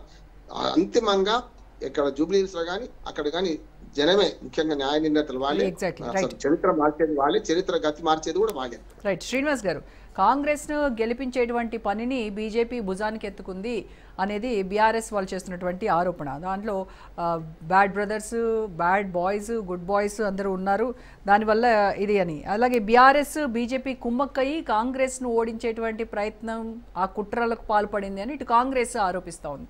సో మీరు ఎవరిని భుజానికి ఎత్తుకున్నారు, ఎవరిని దింపేస్తున్నారు, ఏం చేశారు? రోజా గారు, భారతీయ జనతా పార్టీ గురించి ఈ రెండు పార్టీలు ఆ రకంగా మాట్లాడని ఎప్పుడు ప్రతిసారి మాట్లాడుతారు కదా, ప్రతిసారి మాట్లాడుతారు. మాకున్నది కదా మా ఐడియాలజీకి వీళ్ళు ఎవరు కూడా సరిపోరు కాబట్టి చాలా దూరం ఉంటాం. అనేక సందర్భాల్లో పొత్తుకు అవకాశం ఉండి సైట్ నుంచి వచ్చినా కానీ మేము తిరస్కరించినాం. కాంగ్రెస్ మళ్ళా సఖ్యతోని పొత్తులు పోటీ చేసినాం. ఎక్కడ కలుస్తాం వాళ్ళతో? ఆ డిక్టేటర్తో మేము నడుస్తూ సేల్ అవుతామా కేసీఆర్ గారితో? కాంగ్రెస్ అయితే బద్ద శత్రువు. స్వాతంత్రం వచ్చినప్పటి నుంచి వాళ్ళతో మేము సమస్య లేదు. పశ్చిమ బెంగాల్ కాంగ్రెస్ తో పొత్తు ఉంటే మాకు ఆ పవర్ కష్టం లాస్ట్ అయింది. కానీ ఆ పరిస్థితి లేదు. మా యొక్క ఆలోచన ధోరణి, మా భావజాలం ఈ పార్టీలు సూట్ కావు. భారత్ మాతకి జై, వందే మాత్రం, దేశభక్తి, సంస్కృతి, సాంప్రదాయాలకు గౌరవాన్ని ఇచ్చేటువంటి పార్టీలు మాకు కావాలి. అట్ట పొత్తు పెట్టుకున్నాం. కాంగ్రెస్ తో మీరు చెప్తున్నటువంటి శత్రుత్వం అది ఏదో పైకి చెప్పడానికే గానీ లోపల మాత్రం ఇద్దరు దోస్తాని నడుస్తానే ఉంది. ఇద్దరు పైకి మాత్రం నేను కొట్టినట్టు చేస్తా, నువ్వు ఏడ్చినట్టు చెయ్యి అని చెప్పేటువంటి ఒక ఒప్పందం ప్రకారం కళ్ళ ముందు ఉదాహరణగా వాళ్ళ పొత్తులో పోటీ చేసిన వాళ్ళిద్దరు కానీ మేము ఇద్దరం. కాంగ్రెస్ బీఆర్ఎస్ చేసింది, టీఆర్ఎస్ చేసింది, పొత్తులో పార్ట్నర్షిప్ సర్కారే కొత్త కాలం, మేము కాదు కదా. సో ఇవన్నీ కూడా అబద్ధ ప్రచారాలతోనే మా గురించి ప్రజలకు నమ్మించలేదని సాధ్యమే కాదు. వాళ్ళకు నిజంగా కూడా ఆ యొక్క మార్పు తీసుకురావాలని మేము అందరినీ వెల్కమ్ చేస్తాం. రండి, కాంగ్రెస్ యొక్క నాయకులందరూ కూడా బీజేపీ బలపడి కాంగ్రెస్ నాయకులకు ఈ దేశంలో మార్పు రావాలని కోరుకుంటే కాంగ్రెస్ తో కాదు, మీ జీవితాలు బర్బాద్ అవుతున్నాయి కదా. సో మా ఆలోచన ధోరణికి రండి మీరు అందరు కూడా. ఆ ఆలోచనతో వస్తుంది దేశవ్యాప్తంగా. ఇవాళ కేరళలో 16-18% ఓటు బ్యాంక్ నిర్మాణం, తమిళనాడులో 12-13% నిర్మాణం. ఊరికే అయినా ఎంత కష్టపడితే ఒక నిష్ఠతోని సిద్ధాంతం కోసం పనిచేసే కార్యకర్తలు కేవలం భారతీయ జనతా పార్టీ. దేశం కోసం మొత్తం త్యాగం చేసేటువంటి పార్టీ భారతీయ జనతా పార్టీ. స్వార్థం కోసం కాదు, కుటుంబం కోసం కాదు, పవర్ కోసం కాదు, పైసా కోసం కాదు. ఇది గమనించి అర్థం చేసుకొని 1950 ఇప్పటిదాకా పనిచేస్తున్నాం కాబట్టి ఈ సిద్ధాంతానికి అలవాటు పడుతున్న ప్రజలు. పశ్చిమ బెంగాల్ ఎప్పుడైనా ఊహిస్తామా కాశ్మీర్ అక్కడ ఎగురుతాయని చెప్పేసి? పశ్చిమ Bengal communist party total swipe out అయిపోయింది. ఏమి లేదు, చెప్పుకొని కూడా ఎవరు ఒక ఎమ్మెల్యే లేదు అక్కడ. BJP stood second largest party after TMC. రేపు రాబోయే ఎన్నికలు బీజేపీ వస్తుంది. దేశ ప్రజలు మారుతున్నారు. కాలానుగుణంగా భారతీయ జనతా పార్టీకి ప్రజలు నమ్మి విశ్వసిస్తూ మాకు సపోర్ట్ చేస్తా ఉన్నారు. అదే జరుగుతుంది. ప్రజాస్వామ్యబద్ధంగా జరగాల్సినటువంటి ఎన్నిక ఈ రోజు జరిగినటువంటి చరణ్ మేడం, ఇక్కడ భారతీయ జనతా పార్టీ గురించి అందరికి తెలుసులే, కానీ భారతీయ జనతా పార్టీ డెవలప్మెంట్ మీద ఎలక్షన్ పోతే దేశ ప్రజలు ఎలక్షన్ అంటే 10 సంవత్సరాల కాలంలో డెవలప్మెంట్ ఏం చేసినో దేశ ప్రజలకు అర్థమవుతుంది. ఎక్కడైనా ఎలక్షన్ లో డెవలప్మెంట్ మీద పోదు కదా భారతీయ జనతా పార్టీ. ఎక్కడ పొత్తులు పెట్టుకున్నాడు, లేకపోతే ఎలక్షన్ కమిషన్ మేనేజ్ చేసి ఈడీ, సిబిఐ, ఇన్కమ్ ట్యాక్స్ దేశవ్యాప్తంగా భారతీయ జనతా పార్టీతో పొత్తు పెట్టుకున్న పార్టీలన్నీ స్మాష్ అయిపోయినాయి. లాస్ట్ బిఎస్పీ పార్టీ మీరు డెవలప్మెంట్ మీద మాట్లాడదు. ఇప్పుడు నితీష్ కుమార్ గారు 20 సంవత్సరాల నుంచి బీహార్ లో ముఖ్యమంత్రి గారు. జీడిపి ఒకసారి చూద్దాం, 2005 ముందు ఏంది, ఈ రోజు పరిస్థితి. మీరు డెవలప్మెంట్ మీద ఓట్లు అడగలేదు. ఎంతసేపు జమ్మూ కాశ్మీర్, పాకిస్తాన్, పుల్వామా, లేకపోతే రామ మందిరం, లేకపోతే రకరకాల ఫ్యాక్టర్స్, ముస్లిం, హిందువు, రకరకాల ఫ్యాక్టర్ తీసుకొచ్చి భారతీయ జనతా ఓట్లు అడుగుతుంది. పైసలు ఖర్చు పెడతారు. మొన్న 24 ఎలక్షన్ మేడం, 24 ఎంపీ ఎలక్షన్ లో భారతదేశం మొత్తం 1,25,000 కోట్ల రూపాయలు ఖర్చు అయితే అందులో 60,000 కోట్ల రూపాయలు భారతీయ జనతా ఖర్చు పెట్టిందని చెప్పేసి చాలా స్పష్టంగా ఆ సర్వే కూడా చాలా స్పష్టంగా ప్రకటించి అమెరికాకు సంబంధించిన ఫేమస్ ఒక కన్సల్టెన్సీ సంస్థ ప్రకటించారు. అంతకుముందు 24,000 కోట్ల రూపాయలు. నరేంద్ర మోడీ నిజాయితీ పరుడు, అదేవిధంగా అన్మ్యారీడ్ చేసుకున్నాడు, దేశం కోసం ఉన్నామని చెప్తారు. మళ్ళీ 24,000 కోట్ల రూపాయలు అప్పుడు ఖర్చు పెడితే, మన 65,000 కోట్ల రూపాయలు ఖర్చు పెడితే ప్రభుత్వ రంగ సంస్థలను అప్పనంగా అదానికి అంబానికి అడ్డకు పెట్టు, వాళ్ళు ఇచ్చిన పైసలతో ఎలక్షన్ మేనేజ్మెంట్ చేసుడు, ఐటీని, సోషల్ మీడియాని, రకరకాల ఫ్యాక్టర్లు ఉపయోగించుకునే ప్రయత్నం భారతీయ జనతా పార్టీ చేసి. మేము కాదు కదా డెవలప్మెంట్, ఎలక్షన్ పోదాం. ఎవరు డెవలప్మెంట్ చేసిరో, మీ ఆయనలో ఎన్ని ప్రభుత్వ రంగ సంస్థలు వచ్చినాయో, ఈ దేశ జీడీపీ బీహార్ ఎందుకు ఈ గతి పట్టిందో దేశ సమాజం అంతా అర్థమవుతుంది. కాబట్టి మీరు ఎంతసేపు ముస్లిం పేరు మీద, అదే కాకుండా రామ మందిర పేరు మీద ఎలక్షన్ పోతూ పాపం గడిపే ప్రయత్నం భారతీయ జనతా పార్టీ చేస్తా ఉంది. ప్రాంతీయ పార్టీ తినే ప్రయత్నం భారతీయ జనతా పార్టీ చేస్తా ఉంది. కాబట్టి బీహార్ ఎలక్షన్ లో ఇప్పుడు అర్థమవుతుంది. ఇప్పుడు చూసిన ఎంఐఎం పార్టీ పొత్తు పెట్టుకున్నాం, వచ్చింది కాంగ్రెస్ పార్టీ తోటి. మేము పొత్తు తిరస్కరించినాం. 5 మంది ఎమ్మెల్యేలు పోయినసారి గెలిచి ఒక 12,500 ఓట్లతోటి మన ఇండియా కూడా అక్కడ బీహార్ లో ఓడిపోయిన పరిస్థితి. ఇప్పుడు 5 మంది ఉంటే 5 మంది కాంగ్రెస్ పార్టీ జాయిన్ అయిన తర్వాత కూడా రకరకాల ఫ్యాక్టర్స్ ఓట్లు 63 లక్షల ఓట్లు తొలగించింది ఇప్పుడు. కాబట్టి ప్రతి కాడ ఓట్లు తొలగించినా, ఓట్లు యాడ్ చేసుకుండా, లేకపోతే హర్యానాలో ఉన్నాడు, ఉత్తరప్రదేశ్ లో ఓట్లు వేసినా, ఉత్తరప్రదేశ్ లో హర్యానాలో ఓట్లు వేసారు, మహారాష్ట్ర ఓట్లు వేసారు. ఉదయ్ కుమార్ అనే వ్యక్తి ఏకంగా దేశవ్యాప్తంగా అన్ని రాష్ట్రాలు ఆయన ఓట్లు నిర్ణయం చేయమంటుంది, పేరు చేయమంటుంది. అంటే ఎలక్షన్ కమిషన్ కూడా భారతదేశం వాడుకుంటుంది, మీడియాను వాడుకుంటారు, సోషల్ మీడియాను వాడుకుంటారు, మతాన్ని వాడుకుంటారు, కులాన్ని వాడుకుంటారు, డెవలప్మెంట్ మీద మాత్రం ఓట్లాడారు. కాబట్టి భారతీయ జనతా పార్టీ జిమ్మికిలని కూడా 14వ తారీఖున బయటపడతాయి. కాబట్టి ఖచ్చితంగా కాంగ్రెస్ కూటమి, ఇండియా కూటమి గెలిచిన పూర్తి విశ్వాసంతో ఉన్నాం. బీహార్ పరిస్థితి వేరు, తెలంగాణ రాష్ట్రంలో జూబ్లీస్ పరిస్థితి వేరు. జూబ్లీస్ లో ఎలక్షన్ లో భారతీయ జనతా పార్టీ మొత్తం గుండు గుత్తగా బీఆర్ఎస్ పార్టీకి సరెండర్ అయింది. కాబట్టి మినిమం ఓట్లు 20 పోయినసారి 25,000 ఓట్లు. ఇక్కడ మరి తెలంగాణకు వస్తే జూబ్లీ హిల్స్ లో కాంగ్రెస్ పార్టీ డెవలప్మెంట్ మీద వెళ్ళిందా? డెవలప్మెంట్ మీద వెళ్ళిందా? మేము డెవలప్మెంట్ మీద చెప్పినాం. మేము ఏం చేసినాం, ఏం చేయబోతాం. మేము 200 కోట్ల రోడ్స్ కావచ్చు, ఎలక్ట్రిసిటీ కావచ్చు, ఇవన్నీ వర్కులు జరుగుతూ ఉన్నాయి. అదే 333 కోట్ల సంక్షేమ కార్యక్రమాలు ఇచ్చిన, సన్న బియ్యం కావచ్చు, 500 యూనిట్ల వరకు ఉచిత కరెంట్, గ్యాస్ కావచ్చు, 200 యూనిట్ల వరకు ఉచిత కరెంట్ కావచ్చు, అది ఉచిత బస్ ప్రయాణం కావచ్చు. మేము హైదరాబాద్కి ఏం చేయబోతాం అన్నది Hydraa, triple R ring, 4th city మూసిని ప్రక్షాళన చేస్తామని చెప్పినాం. ఐటీని పునరుద్ధరణ చేసినాం. అది డ్రై పోర్టు, ఎక్స్ప్రెస్ హైవేలు, మీరు చెప్పాల్సింది చెప్పారు, ప్రజలు చేయాల్సింది చేశారు. అన్ని పార్టీలు కూడా ఎవరి గెలుపుపై వాళ్ళు ధీమాగా ఉన్నటువంటి పరిస్థితి. సో ఏ సర్వే ఏం చెప్పినప్పటికీ కూడాను ఆల్రెడీ భవితవ్యం అయితే ఈవీఎంలో నిక్షిప్తమైంది. జస్ట్ ఒక 48 అవర్స్ వెయిట్ చేస్తే చాలు అసలు ఫలితం ఏంటో తేలనుంది. So thank you so much Balaraj గారు, చరణ్ కౌశిక్ గారు, శ్రీనివాస్ గారు, రామ్మోహన్ రావు గారు, థ్యాంక్ యూ సో మచ్ అండి. సో ఇది ఇవాల్టి special debate. Stay tuned Raj news.